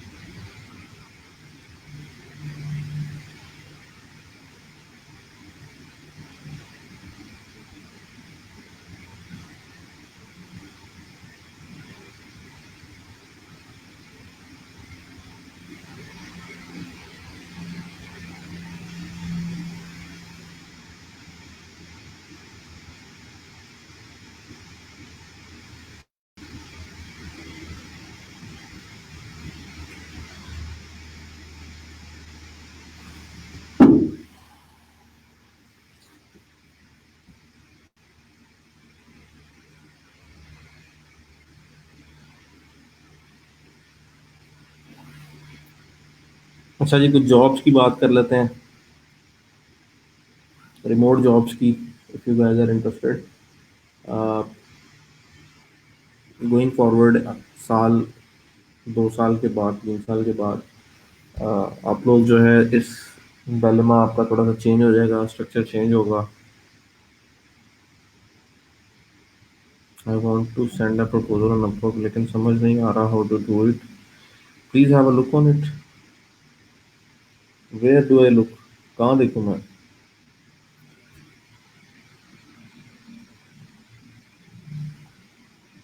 Proposal का लिंक आप भेजना चाह रहे हैं मुझे? श्योर, भेजें।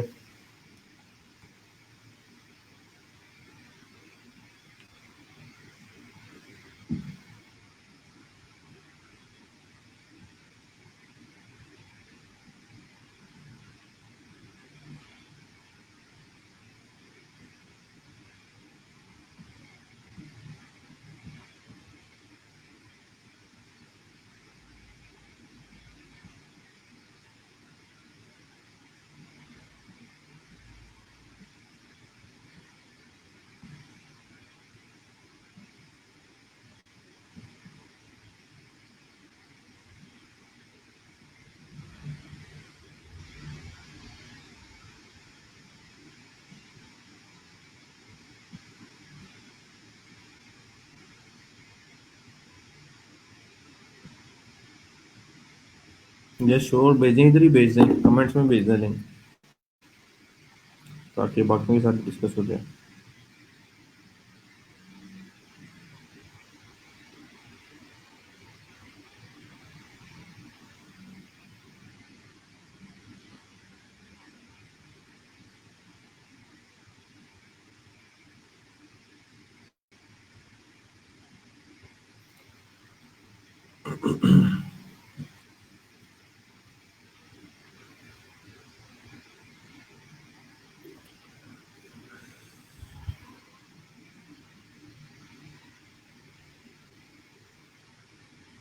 अच्छा, मैं आपके साथ बात कर रहा था going forward, if you guys see कि आपका थोड़ा सा जो डायलेमा है, स्ट्रक्चर थोड़ा सा चेंज होगा, life will be a bit changing, challenging.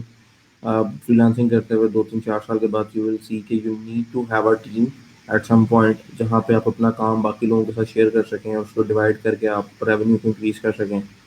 और you will see a need to change the current working timeline, जहाँ पे आप जितने पैसे पर मंथ कमा रहे हैं उतने पैसे की ही अगर आपको कोई अच्छी फॉर्म में जॉब मिल जाए, और you can have a good start and start your family also at that time, because जब आप थोड़ा सा आगे चले जाते हैं तो टाइमलाइन को मैनेज करना थोड़ा सा डिफिकल्ट हो जाता है। तो वहाँ पे लोग चेंज करते हैं अपने आप को, या तो शिफ्ट कर जाते हैं वो एंटरप्रेन्योर वर्ल्ड के अंदर, और they try to have a startup of their own, or they form their own company and team, and they provide services to the clients over the globe by using their team. Yeah, they try to pick a job in some good company. I am in favor of the job and some good fan company maybe, or simple company where you can see your growth and you can see that you can learn a lot. ताकि बात ये है कि जितना आपको exposure मिलता है, that adds to your experience and that experience leads towards a vision. ठीक है, ताकि आप सोचने के काबिल होते हैं कि आपने कोई बड़ी चीज़ करनी है तो आप कैसे करेंगे। अगर आप बड़े खेल के अंदर कभी एंटर ही नहीं हुए तो you can not think big. So बड़ा सोचने के लिए उस इन्वायरमेंट में आपको होना पड़ता है जहाँ पे आपको चैलेंजेस उस तरह के आएँ कि आपके थॉट प्रोसेस जो है वो उस तरह से डेवलप हो। सो गोइंग फॉरवर्ड मैं आपसे बात कर रहा था कि if you are good in programming, if you are good in software development and you see a need to shift, तो शिफ्ट के लिए आपके पास काफ़ी सारी अवेलेबल अपॉर्चुनिटीज़ हैं, जैसे remote dot com I think is a site जहाँ पे आपको रिमोट अपॉर्चुनिटीज़ मिलती हैं काफ़ी सारी, if you are hired with somebody और विद सम कंपनी और एजेंसी ऑनलाइन। तो रिमोट डॉट आई ओ, यहाँ पे काफ़ी सारी रिमोट जॉब अवेलेबल हैं अच्छे प्रोग्रामर्स के लिए। ठीक है, रिमोट जॉब पे अगर आप आते हैं तो यहाँ पे देखें platform senior software engineer, catch point one day को ये जॉब आई है $100,000 to $150,000 पर ईयर। ठीक है, और जॉब एक्सपीरियंस यही कुछ 2 3 साल 4 साल 5 साल का मांगा होगा। ठीक है, remote full stack WordPress developer at scalable path, इस जॉब को अगर आप चेक करें तो यू कैन सी कि इसकी अंदर क्या आपकी चीज़ें मांगी हुई हैं। The client has a WordPress-based site that allows users to create an account and create beautiful resume series for themselves. The client believes that previous developers did not build the app in the best way. Here are some of the things you may be working on: reviewing the code to see how the site works, suggesting ways to improve the application code, creating resume templating a WSYIWC editor, relationships who will be working with. You will be working directly with the founder, who is also a designer. The company is in Australia. Excellent English, JavaScript, PHP, WordPress, HTML. Experience in modern application framework like Symfony, Laravel. Started as soon as possible. Content duration अभी mention नहीं है. Hourly rate from 20 to 45 US dollar. तो opportunities बहुत सारी हैं जो आपका इंतजार कर रही हैं, आपके पास सिर्फ स्किल होनी चाहिए। ठीक है, प्रॉपर, और कॉन्फिडेंस होना चाहिए कि आप इन चीज़ों को कर सकते हैं। ठीक है, तो ये हमारी जो फील्ड है वाहिद ऐसी फील्ड है जिसमें आप रिमोटली बैठ के अच्छा काम कर सकते हैं। और वाहिद से मुराद ये है कि आईटी इंडस्ट्री के अंदर आ, जितने आप स्किलफुल होते हैं उतनी आपकी वैल्यू होती है। जितने आप समझ, इस तरह कहते हैं ना कि डॉक्टर की लोग एग्जांपल देते हैं कि जिंदा इतने का और नियर टू डेथ, जो डॉक्टर का एक्सपीरियंस इतना होता है कि उसकी वैल्यू ज़्यादा लग रही होती है। सिमिलरली सॉफ्टवेयर इंजीनियर्स की भी सिचुएशन होती है कि जितने वो एक्सपीरियंस होते जाते हैं उस हिसाब से उनकी वैल्यू बढ़ती जाती है। तो जॉब्स के काफ़ी सारे प्लेटफॉर्म्स हैं, काफ़ी सारे सीरियस किस्म के प्लेटफॉर्म्स हैं। फिर क्रॉसओवर एक साइट है, अगर आप अच्छे डेवलपर हैं and you can prove your self, तो क्रॉसओवर के ऊपर आप हायरिंग प्रोसेस से गुजर के, रिक्रूटमेंट प्रोसेस से गुजर के कॉन्ट्रैक्ट्स में चले जाते हैं डिफरेंट क्लाइंट्स के साथ, डिफरेंट एजेंसीज के साथ, एंड दे पे you from $15 to $30 based on your experience per hour. और यहाँ से आप बैठ के महीने के अच्छे पैसे इससे भी कमा सकते हैं। लेकिन क्रॉस ओवर को क्लियर करना, उसका इंटरव्यू क्लियर करना, उसके लिए आपकी कंप्यूटर साइंस के बेसिक्स बहुत अच्छे होने चाहिए, डाटा स्ट्रक्चर्स आपको अच्छे आने चाहिए, एल्गोरिदम्स आपके अच्छे होने चाहिए, ठीक है। तो एक ये प्लेटफॉर्म आपके पास जहाँ पे बैठ के आप अच्छे पैसे कमा सकते हैं। फिर नंबर वन आपके पास रिमोट के लिए टॉप टेल का प्लेटफॉर्म है, ठीक है। टॉप टेल के ऊपर बैठ के you can earn a good amount if you are a good engineer. Again यहाँ पे भी आपको क्लियर करने के लिए अपने आप को टॉप 3% प्रोग्रामर्स के अंदर you have to prove yourself कि आपके पास वो वाकई टैलेंट है कि कंपनी आपको $40 $50 पर आवर पे करे, ठीक है। सो बात करने का मकसद ये है कि काफ़ी सारे रास्ते आपको अडॉप्ट करने पड़ते हैं after a few years, after start of your career आप देखते हैं कि किस चीज़ की ज़रूरत है और मुझे कहाँ शिफ्ट होना है। लेकिन आपके पास एटलीस्ट आइडिया होना चाहिए कि मुझे लाइफ में करना क्या है, ठीक है। आपकी नीड ऑफ द आवर की वजह से आप, हो सकता है कि करंटली आप सोचेंगे नहीं यार फ्रीलांसिंग बेहतर नहीं है, जॉब बेहतर है, जॉब बेहतर नहीं है फ्रीलांसिंग बेहतर है, फ्रीलांसिंग नहीं बेहतर कंसल्टेंसी किसी तरह से मैं प्रोवाइड कर दूँ, दफ्तर ओपन कर लूँगा बेहतर है। Need of the hour different हो सकती है, लेकिन इन द लॉन्गर रन आपको पता होना चाहिए आप अचीव क्या करने जा रहे हैं। सो अगर आप अच्छे प्रोग्रामर हैं और आप अपने आप को समझते हैं कि आप प्रूव कर सकते हैं, तो आपके पास अपॉर्चुनिटीज़ की लाइन लगी है। स्टैक ओवरफ्लो के ऊपर अगर आप चाहें तो यहाँ भी आपके पास मुकम्मल जॉब बोर्ड है। आप जैसे जैसे प्लेटफॉर्म पे प्रपोजल अप्लाई कर रहे हैं अपवर्क वगैरह के ऊपर, यहाँ पे इन जॉब्स के ऊपर भी आप साथ साथ अप्लाई करें जो कि आपके रेलिवेंट डिटेल्स में आपके साथ मैच करती हैं, आपके पोर्टफोलियो के साथ मैच करती हैं, रिक्वायरमेंट्स सिमिलर हैं जिस तरह का आपका एक्सपीरियंस है। तो यहाँ पे अगर आप देखेंगे तो 481 जॉब्स अभी अवेलेबल हैं, आउट ऑफ देम रिमोट पे क्लिक करते हैं, यानी यहाँ से बैठ के 83 जॉब्स हैं जिन पे आप काम कर सकते हैं। PHP developer, remote, home office, WordPress projects at enterprise level, €24,000 to €60,000 per year. अब €24,000 पर ईयर कितना बन जाता है? ठीक है यार,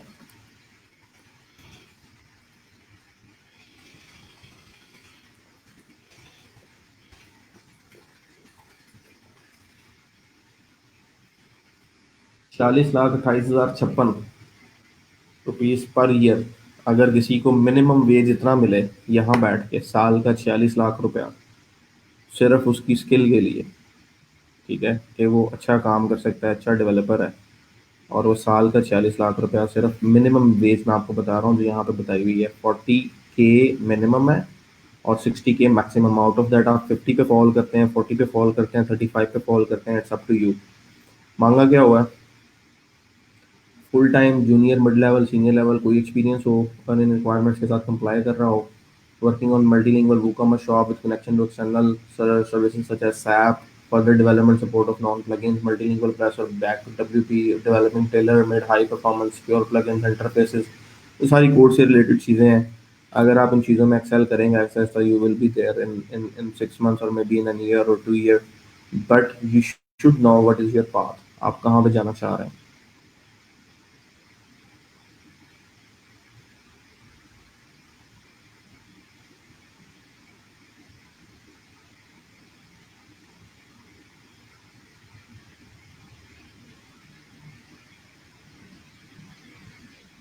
I don't exactly know unless I'll log into that platform and see what is happening, because sometimes clients आपको reject कर देते हैं, आपको block कर देते हैं, that's why you're not unable to send the message। या क्या होता है कि वो जॉब किसी को दी, चली वो ऑलरेडी किसी को साइन हो चुकी होती है, ठीक है, जॉब अवार्ड हो चुकी होती है, इस वजह से आप आपको फर्दर कॉन्टैक्ट नहीं कर पाते।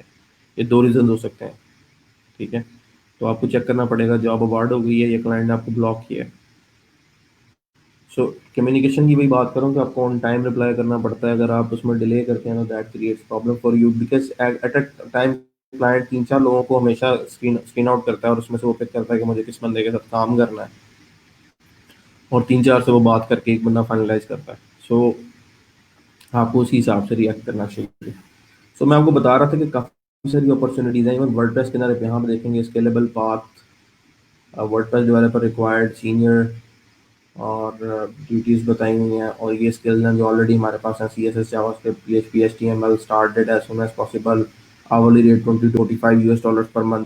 सो आप सबके पास वो स्किल्स हैं, थोड़ी सी कम है right now, but in the meantime, in the time that you are going to get a few jobs on Upwork and Freelancer and Fiverr, वो आहिस्ता आहिस्ता इंप्रूव हो जाएंगी। और जब वो इंप्रूव हो जाएंगी, you will be able to apply on the jobs. आप करें, आप अप्लाई करें, और अगर यहाँ पे आप किसी कंपनी के साथ हायर हो जाते हैं, आपकी कोई जॉब उनके साथ है, तो आप 1-2 साल के अंदर आपकी सारी लाइफ स्ट्रक्चर चेंज हो जाता है। ठीक है।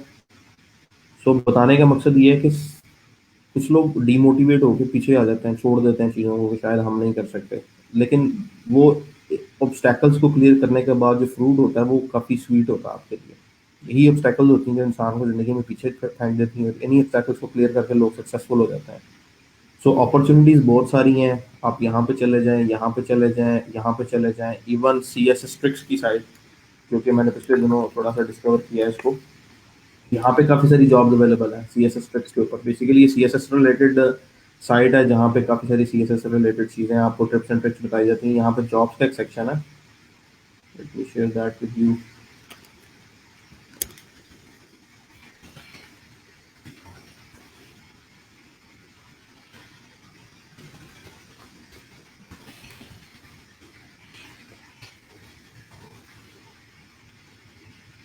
ये जॉब बोर्ड है इनका। ठीक है। यहाँ पे अगर आप देखें, Insta JavaScript developer, front end developer, Gutenberg, jetpack, WooCommerce developer, front end developer, intermediate full stack developer, front end engineer, senior software engineer, 2 vacancies apply now और सेंड।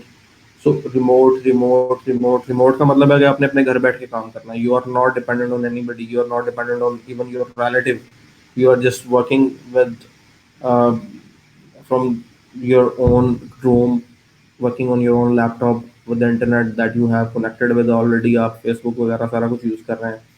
तो स्किल्स आपके पास अगर हैं, और अगर आप उनको इम्प्रूव कर लेते हैं, if you apply like 3-4 months, और डॉक्यूमेंटेशन को पढ़ते हैं, आप वर्डप्रेस की डॉक्यूमेंटेशन को पढ़ते हैं, थीम डेवलपमेंट को पढ़ते हैं, प्लगइन डेवलपमेंट को पढ़ते हैं, and you go to the process के जहाँ पे आप अपना खुद से एक आधा प्लगइन डेवलप कर लेते हैं, एक आधा थीम डेवलप कर लेते हैं, तो डेफिनेटली ये सारी जॉब्स के ऊपर आप इजीली जो है, आई थिंक सो कि आप कर सकते हैं इनको, या किसी एक पे इनमें से किसी एक पे हायर हो जाए, और after that you will learn a few things, और वहाँ से इंप्रूवमेंट लेके आप नेक्स्ट पे शिफ्ट हो, नेक्स्ट पे शिफ्ट हो, नेक्स्ट पे शिफ्ट हो। And after some point you will realise कि यार इतने सारे लोगों से काम करने के बाद मुझे समझ आती है कि यार ये भी अपॉर्चुनिटी है, ये भी अपॉर्चुनिटी है, ये भी अपॉर्चुनिटी है, मेरे पास पैसे भी हैं, मैं टीम भी बना सकता हूँ, मैं अपना सॉफ्टवेयर भी क्रिएट कर सकता हूँ, मैं अपना प्लगइन भी बना सकता हूँ, मैं अपना स्टार्टअप भी कर सकता हूँ, और मैं किसी और कंपनी में शिफ्ट करके अच्छी जॉब भी कर सकता हूँ। तो काफ़ी सारी अपॉर्चुनिटीज हम लोगों के लिए अवेलेबल हैं, if we open our mind, if you see it through. लेकिन अगर आप अपने आप को, वही बात है कि दरिया को कूजे में बंद कर लेते हैं और देखते ही नहीं है, और आप सोच छोटी कर लेते हैं कि मेरे से नहीं होगा, I can not do it, तो डेफिनेटली अगर आप ये सोच लेते हैं, तो दुनिया की जितनी बड़ी ताकतें आके आपके साथ बैठ जाएं, आप नहीं करेंगे। लेकिन जब आप इरादा कर लेंगे कि मैंने करना है, तो you will definitely be there. तो मैं सिर्फ आपको ये चीज़ें दिखाई अवेलेबल हैं, ठीक है, फॉर योर मोटिवेशन, बिकॉज ये चीज़ें अवेलेबल हैं। और आप इन चीज़ों के ऊपर अगर काम करेंगे, तो definitely you will be successful in life. अच्छा जी, आदिल आरिफ ने एक प्रपोजल की पिक्चर अपलोड की है, एंड देयर आस्किंग, समझ नहीं आ रही कि इसमें मैंने क्या अप्लाई करना है।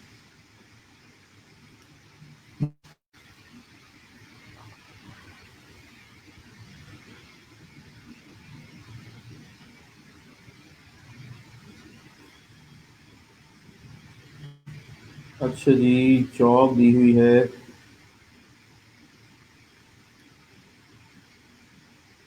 I need someone to create a website for my business with 3 pages.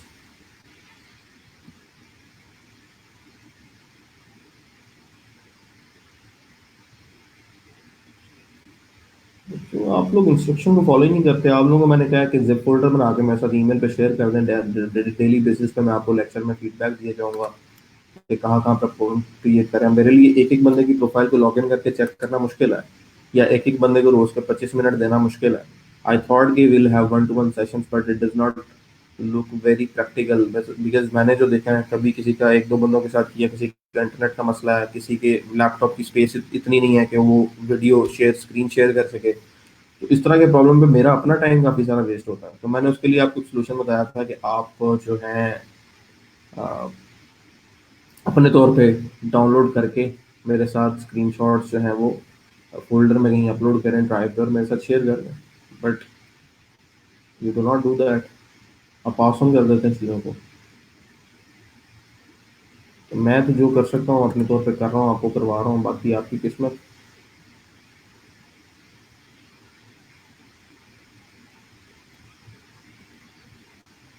ये पिक्चर पता नहीं आपने कैसे ली है, मुझे बहुत छोटी शो हो रही है।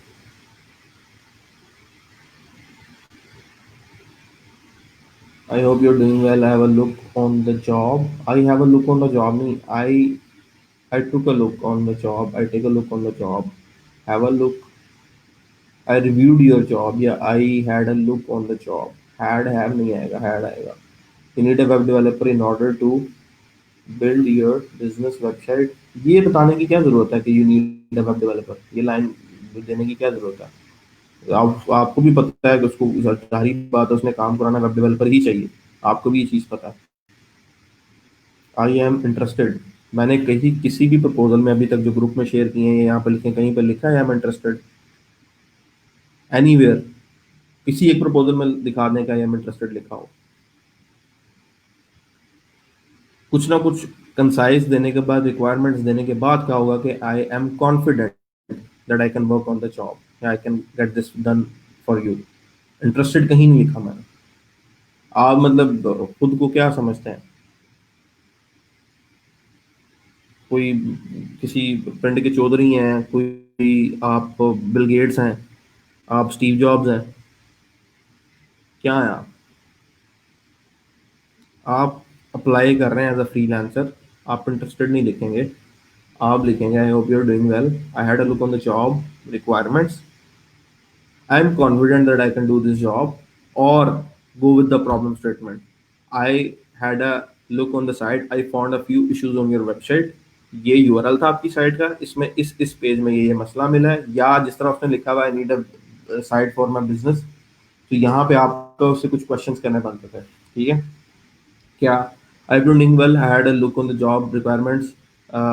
Yes, I can build a business website for you. The website will have 4 to 5 pages: a home page, a contact us page where there will be a form to contact you, a products or gallery page where the products or catalogs will be displayed, a shop page where user can come and add the products to the cart and uh, move towards payment page. ठीक है?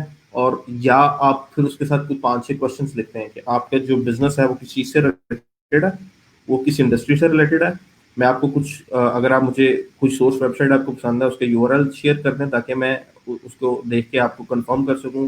मतलब आप 5 से 6 question उसको करेंगे। अब ये open ended job है। ओपन एंडेड से मुराद ये कि क्लाइंट ने कुछ क्लियर नहीं बताया हुआ कि उसको क्या चाहिए।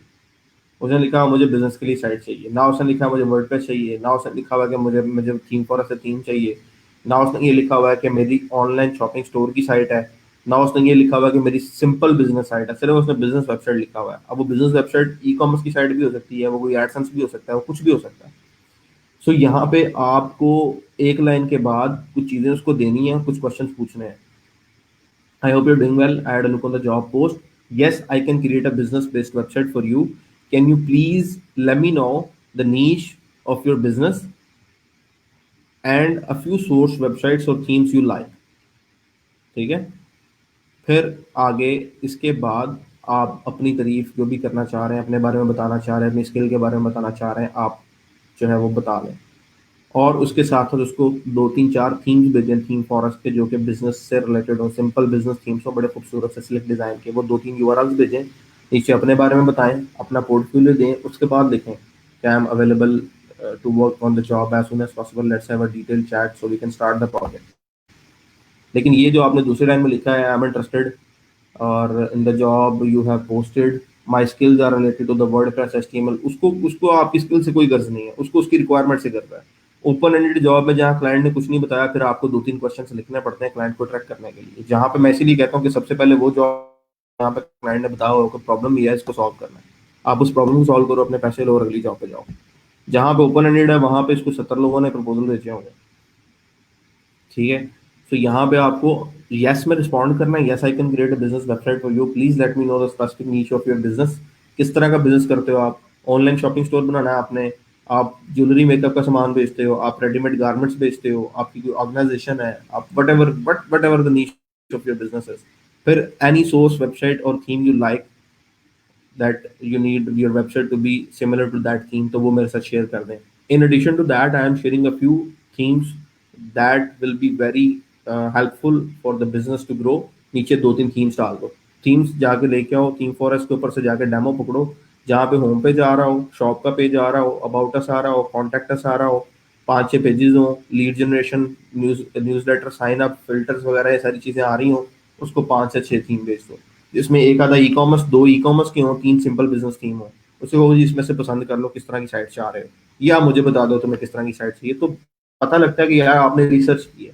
क्लाइंट आपको वैल्यू देगा, फिर उसको पता लगेगा कि हाँ यार इसने मेरे साथ काम करने के लिए 25-30 मिनट लगाए हैं, उसके बाद मेरे पास आया है, मुंह उठा के नहीं आ गया कि भाई बताओ क्या करना है।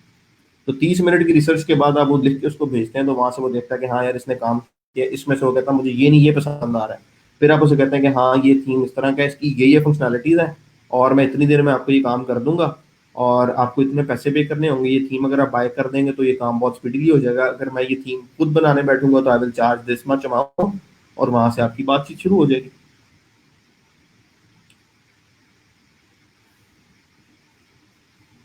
तो ओपन एंडेड जॉब्स पे जाएंगे तो फिर कुछ क्वेश्चन आपको थ्रो करने पड़ते हैं और थोड़ी सी रिसर्च के साथ जाना पड़ता है। ऐसा नहीं होता कि ओपन एंडेड क्वेश्चन जॉब पे जाके आप बिल्कुल ही जो है वो अपनी स्किल्स बता के तो कहें कि ठीक है हमें जॉब मिल जाएगी।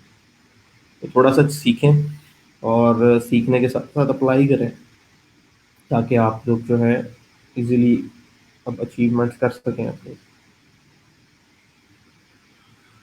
चलें, ये जो छोटे छोटे टॉपिक्स थे कवर करने वाले वो हो गए। गिटहब का ट्यूटोरियल मैंने आपके साथ शेयर कर दिया है। अगला जो काम हम लोग करने जा रहे थे, we were working talking about how to customise emails in WooCommerce. क्योंकि ईमेल्स हमारा एक ऐसा काम है जो कि ई कॉमर्स स्टोर में बार बार ट्रिगर्स होते हैं, ऑर्डर आने पे, ऑर्डर की स्टेट चेंज होने पे, ऑर्डर की स्टेट प्रोसेसिंग होने पे, तो कुछ समटाइम्स ईमेल को कस्टमाइज भी करना पड़ता है। So I shared with you a few use cases जहाँ पे आपको ईमेल्स के अंदर चीज़ें खुद से लगा के देनी पड़ती हैं। सो ईमेल्स के बारे में दोबारा बात करते हैं कि किस तरह से हम वो चीज़ अचीव कर सकते हैं वो कॉमर्स में, किस तरह से आप जो है ईमेल्स को कस्टमाइज कर सकते हैं। वापस आते हैं अपने प्रोजेक्ट के ऊपर। ई कॉमर्स के नाम से हमारा प्रोजेक्ट था, और डब्ल्यू बी कॉन्टेंट के अंदर मैंने आपको बताया था प्लगइन में वो कॉमर्स का प्लगइन है जिसमें सारे आपके टेम्पलेट्स एग्जिस्ट करते हैं। और थीम्स में जो टेम्पलेट्स आपने आपके डेवलपर ने या जिस कंपनी से आपने थीम बाय किया है उन्होंने जो जो थीम्स के जो जो टेम्पलेट्स अंदर रखे होंगे वो ओवरराइड हो रहे हैं, अदर्स आर देयर ऑलरेडी। तो यहाँ पे आपके पास ईमेल का कोई फोल्डर नहीं है, तो वो कॉमर्स की ईमेल्स के जो टेम्पलेट हैं वो रिजाइड करते हैं ईमेल के फोल्डर के अंदर।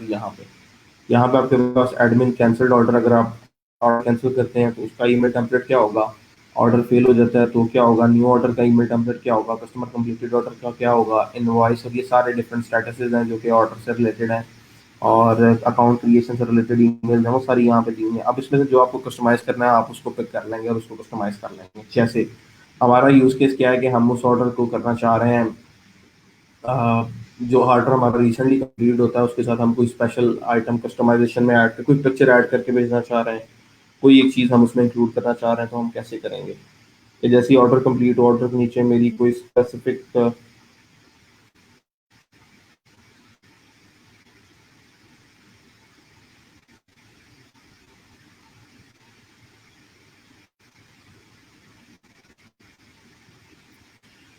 उस स्पेसिफिक लोगो को आपने ऐड करना, नीचे किसी सर्विस का लिंक देना, whatever you want to do आप वो अचीव कर सकते हैं। So let's open our e commerce site, e commerce.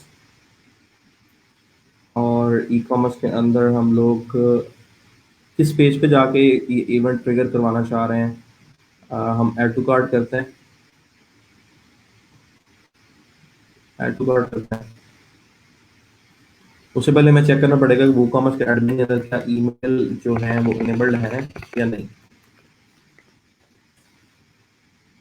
क्योंकि आपको पहले ईमेल टेम्पलेट्स को इनेबल करना पड़ता है कि किस किस इवेंट के ऊपर ईमेल जानी चाहिए।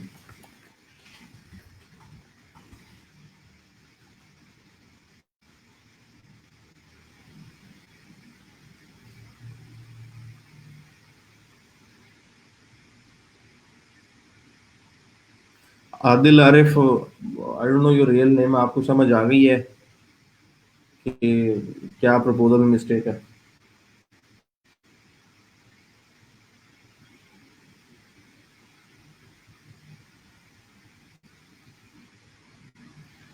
ईमेल्स के सेक्शन में आपके पास यहाँ पे दिया हुआ है, आप किस किस को इनेबल करना चाह रहे हैं। ये टिक साइन इनेबल्ड का है, और इसको अनटिक करेंगे तो आपकी ये डिसेबल भी हो जाती है। तो इस टाइम हमारी जो ऑर्डर कंप्लीटेड ऑर्डर की ईमेल है वो वर्किंग में इनेबल्ड है ऑलरेडी। और मैं चाह रहा हूँ इसी पे मेरा एक इवेंट ट्रिगर हो, जैसे ही ये वाली ईमेल जाए इसके नीचे मेरी कंपनी का लोगो भी चला जाए। सो एक ईमेल करते हैं, या एक ऑर्डर जो है वो कार्ड करते हैं, ऐड टू कार्ड, कार्ड पे जाते हैं,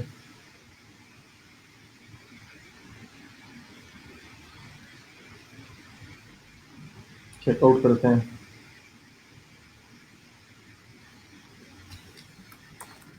test test test.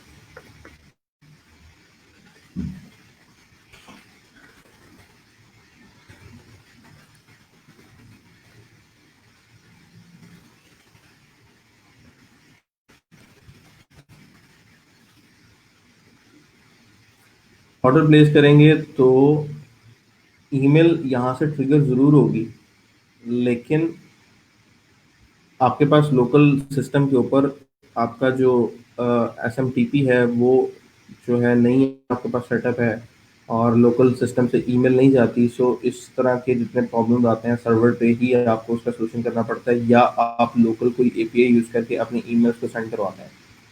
So order completed के यहाँ पर अगर मेरे पास स्टेटस कहीं पे आ रहा हो, customer completed order,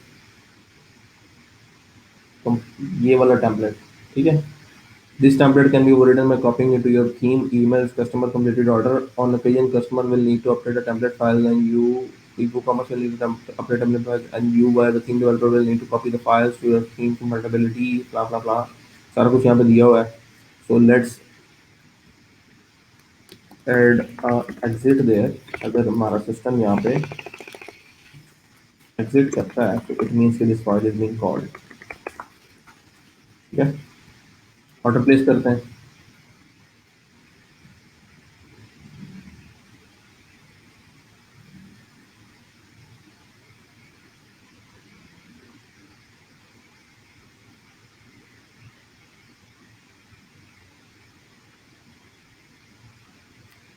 order place किया आपने,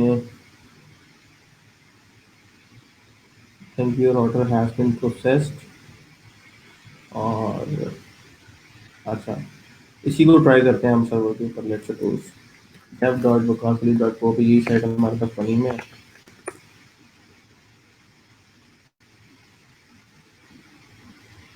और यहाँ पे जाके हम कोई प्रोडक्ट ऐड टू कार्ट करते हैं,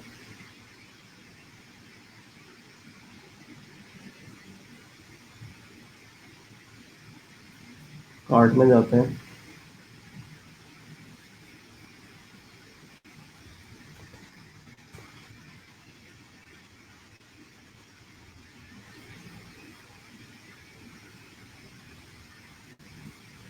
प्रोसीड टू चेकआउट।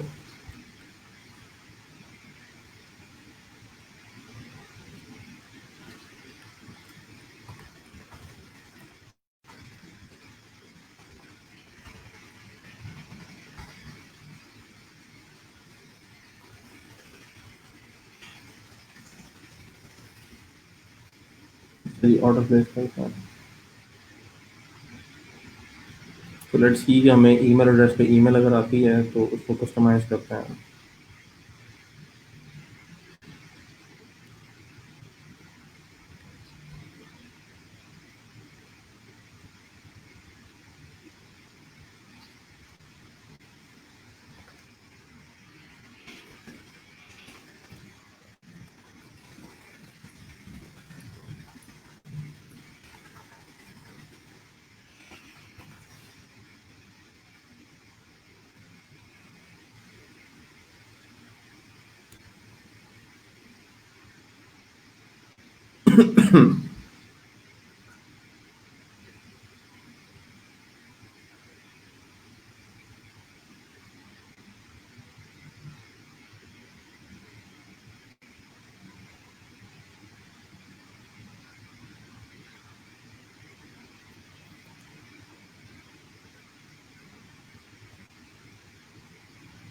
अच्छा जी, ईमेल मुझे मेरे अकाउंट पे फ़िलहाल कोई रिसीव नहीं हुई, ठीक है, जो कि हो जानी चाहिए थी। अगर नहीं हुई तो उसका क्या तरीक़ेकार है, हम अपने सिस्टम के ऊपर WP email log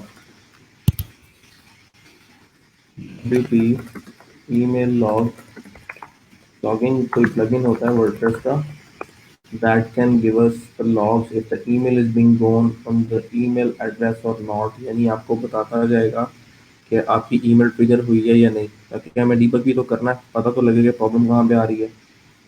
So email log is a WordPress plugin that allows you to easily log and view all the emails sent from the WordPress. This will be very useful for debugging emails related problems in your WordPress setup, for storing sent emails, for auditing progress. एक ये है और एक आपके पास ये है, ठीक है। और password reset emails, new command for provision updates, new account email will be logged like this, complete list of sent mails, headers। चलो दोनों को चेक करते हैं, पहले ईमेल लॉग वाले प्लगइन को चेक करते हैं, उसके बाद दूसरे को चेक करते हैं। So let's go to plugins, add new,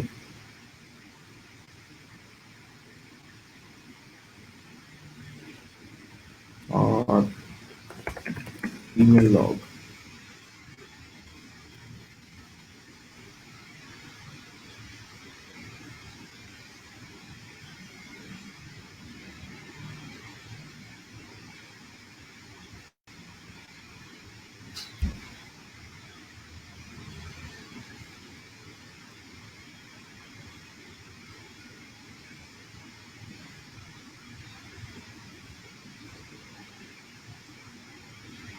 install करें इसको। जी ईमेल मुझे आ चुकी है, मैं ईमेल आपके साथ शेयर कर रहा हूँ। Email just receive the email, और क्या बॉडी है उसकी वो भी मैं आपको शो करवा देता हूँ यहाँ पे। ये ईमेल आई है, ठीक है, कैजुअल शूज़ वुमन शर्ट, और ये सारे प्राइस 374 टेस्ट टेस्ट टेस्ट, ये सारी ईमेल अभी मुझे स्पैम में मिली है, ठीक है, ई कॉमर्स की साइट से। इसका मतलब ईमेल मेरी जा रही है। इसी ईमेल के नीचे मुझे कुछ और ऐड करना है, तो ऐड करने के लिए सिंपली मुझे उस टेम्पलेट में जाना है और वहाँ पे जाके मुझे इसको जो है कस्टमाइज़ करना है। So I have to log in to my C panel, और सी पैनल से इस प्रोजेक्ट के फोल्डर में जाते हैं, and then we start customising it.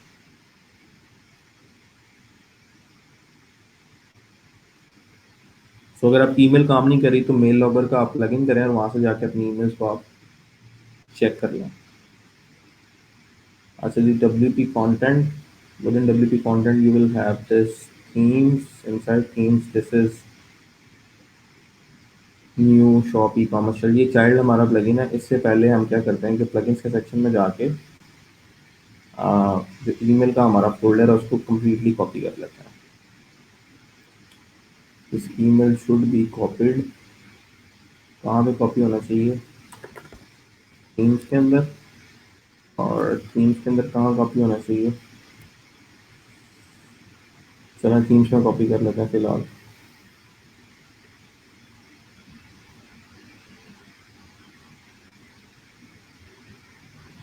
Theme का नाम है जी न्यू शॉप ई कॉमर्स। तो उस ईमेल्स को मूव करते हैं कहाँ पे, इसके अंदर वू कॉमर्स के फोल्डर के अंदर।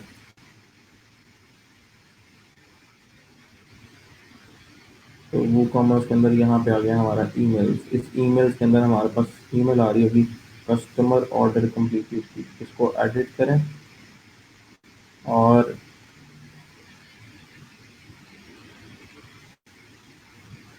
इसके अंदर आपके पास फुटर आ रहा है। फुटर से पहले अगर आप कुछ चीज़ प्रिंट करवाते हैं, लेट्स सपोज मैं इमेज ऐड कर देता हूँ, IMG SRC। समटाइम्स आपको ईमेल के अंदर जो इमेज देनी पड़ती है, समटाइम्स आपको बेस चेंज करके देनी पड़ती है। So let's try it out if it works.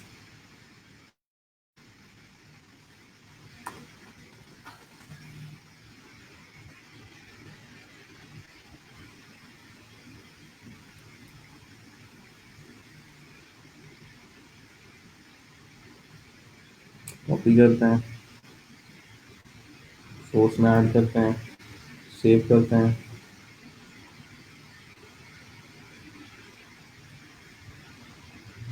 Home page पे जाते हैं।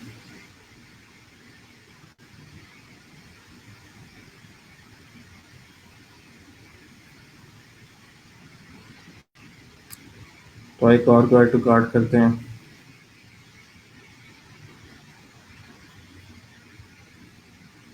तो this is not online site, हमें ऑनलाइन साइट पे जाकर ऑर्डर करना है इसका।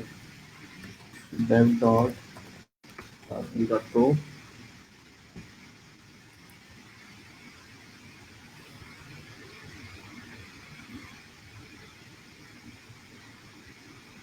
इसको ऐड टू कार्ट करें,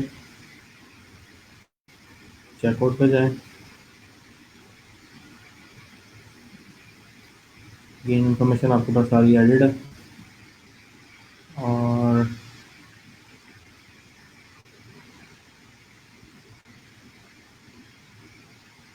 प्लेस करते हैं ऑर्डर को।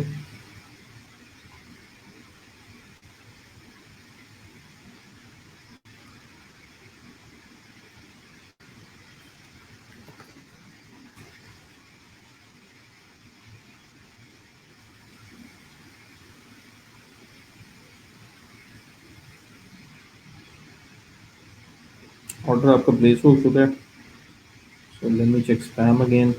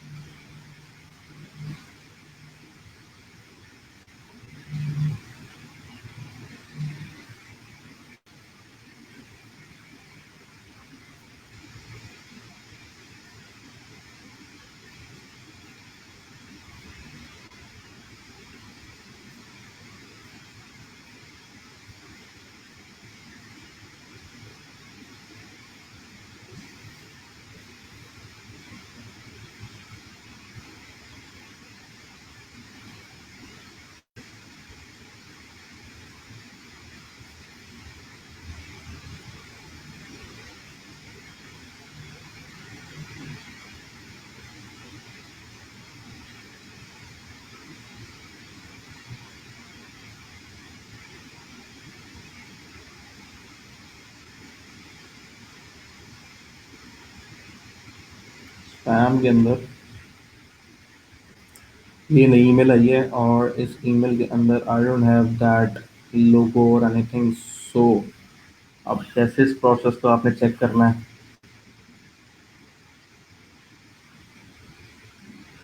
क्या इसमें इमेज का टैग आता है जो आपने ऐड किया था।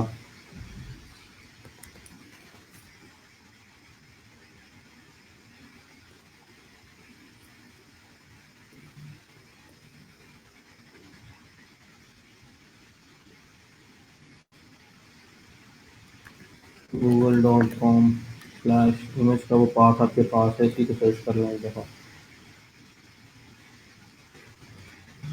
यहाँ पे तो नहीं है, इसका मतलब है कि वो टेम्पलेट जो हम चला रहे हैं वो तो नहीं रन हुआ। तो कैसे पता लगेगा, इस प्लगइन को इंस्टॉल कर लेते हैं और it will log that template और ईमेल फॉर अस। तो विल सी कि कौन सा टेम्पलेट चल रहा है।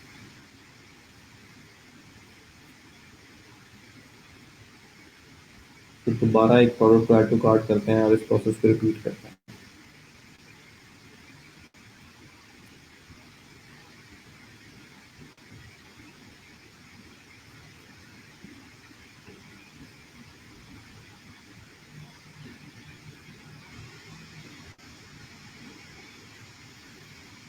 प्लगइन जो है हमारा ईमेल लॉग ये आ रहा है, यहाँ पे कहीं इसकी सेटिंग्स अवेलेबल होंगी हमारे पास। ईमेल लॉग सेटिंग्स पे आते हैं, एडमिनिस्ट्रेटर, डेटा डिसेबल डैशबोर्ड, ये आ रहा है मेन्यू। व्यू लॉग पे क्लिक करते हैं, तभी हमारे पास एम्प्टी लॉग होगा। ऑटो कंप्लीट करते हैं, let's see if email goes through and log होती है कि नहीं यहाँ पे।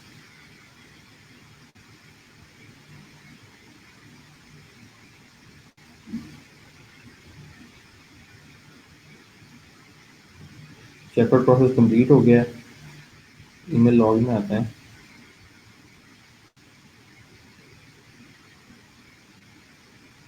ईमेल आपकी चली गई है, ई कॉमर्स न्यू ऑर्डर की पेमेंट रिसीव की, ठीक है। अब व्यू कंटेंट करते हैं तो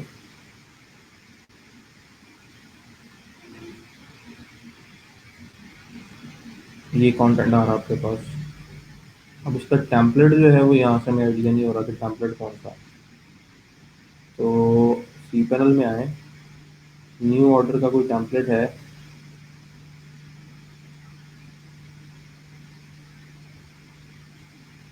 admin new order, customer new account, customer processing order. So order का स्टेटस पहले चेक करें, ऑर्डर का स्टेटस क्या है। वो कॉमर्स में जाएं, ऑर्डर्स में जाएं।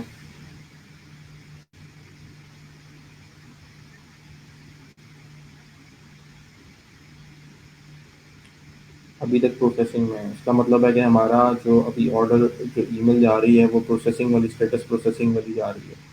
सो we need to add this code to the processing status email. तो प्रोसेसिंग वाली कौन सी है जी? कस्टमर प्रोसेसिंग ऑर्डर, ये वाला टेम्पलेट है हमारा। तो एडिट पे जाते हैं।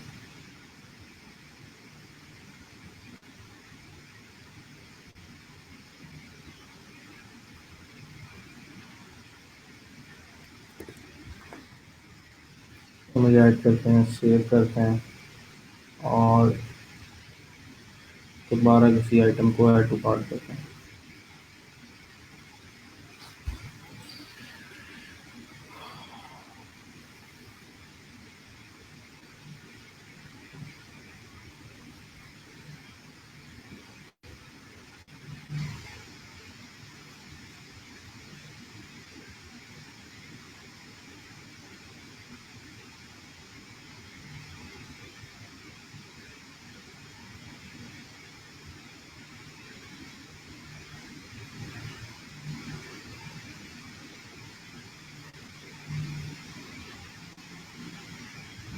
मैं लॉग में चेक करें एक दफ़ा।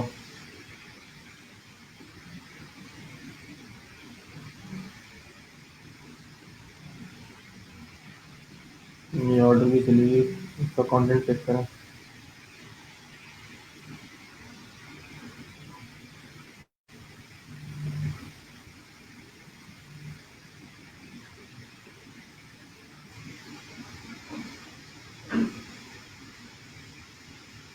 दूसरी को चेक करते हैं।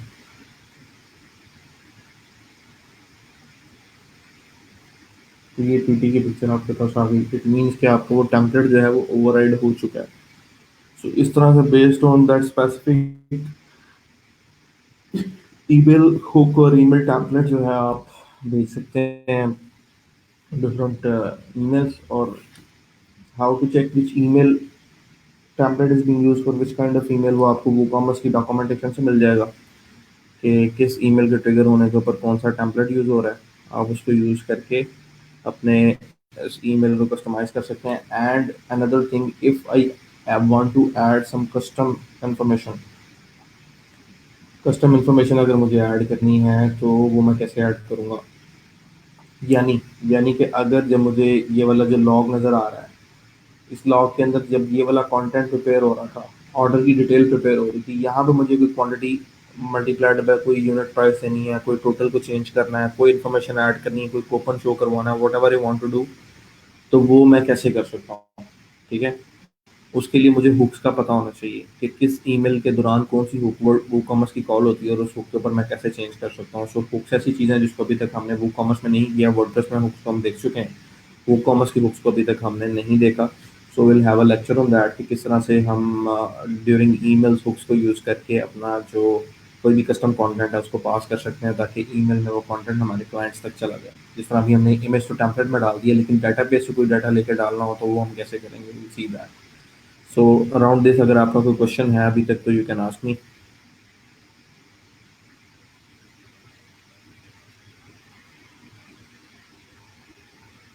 Otherwise will meet tomorrow.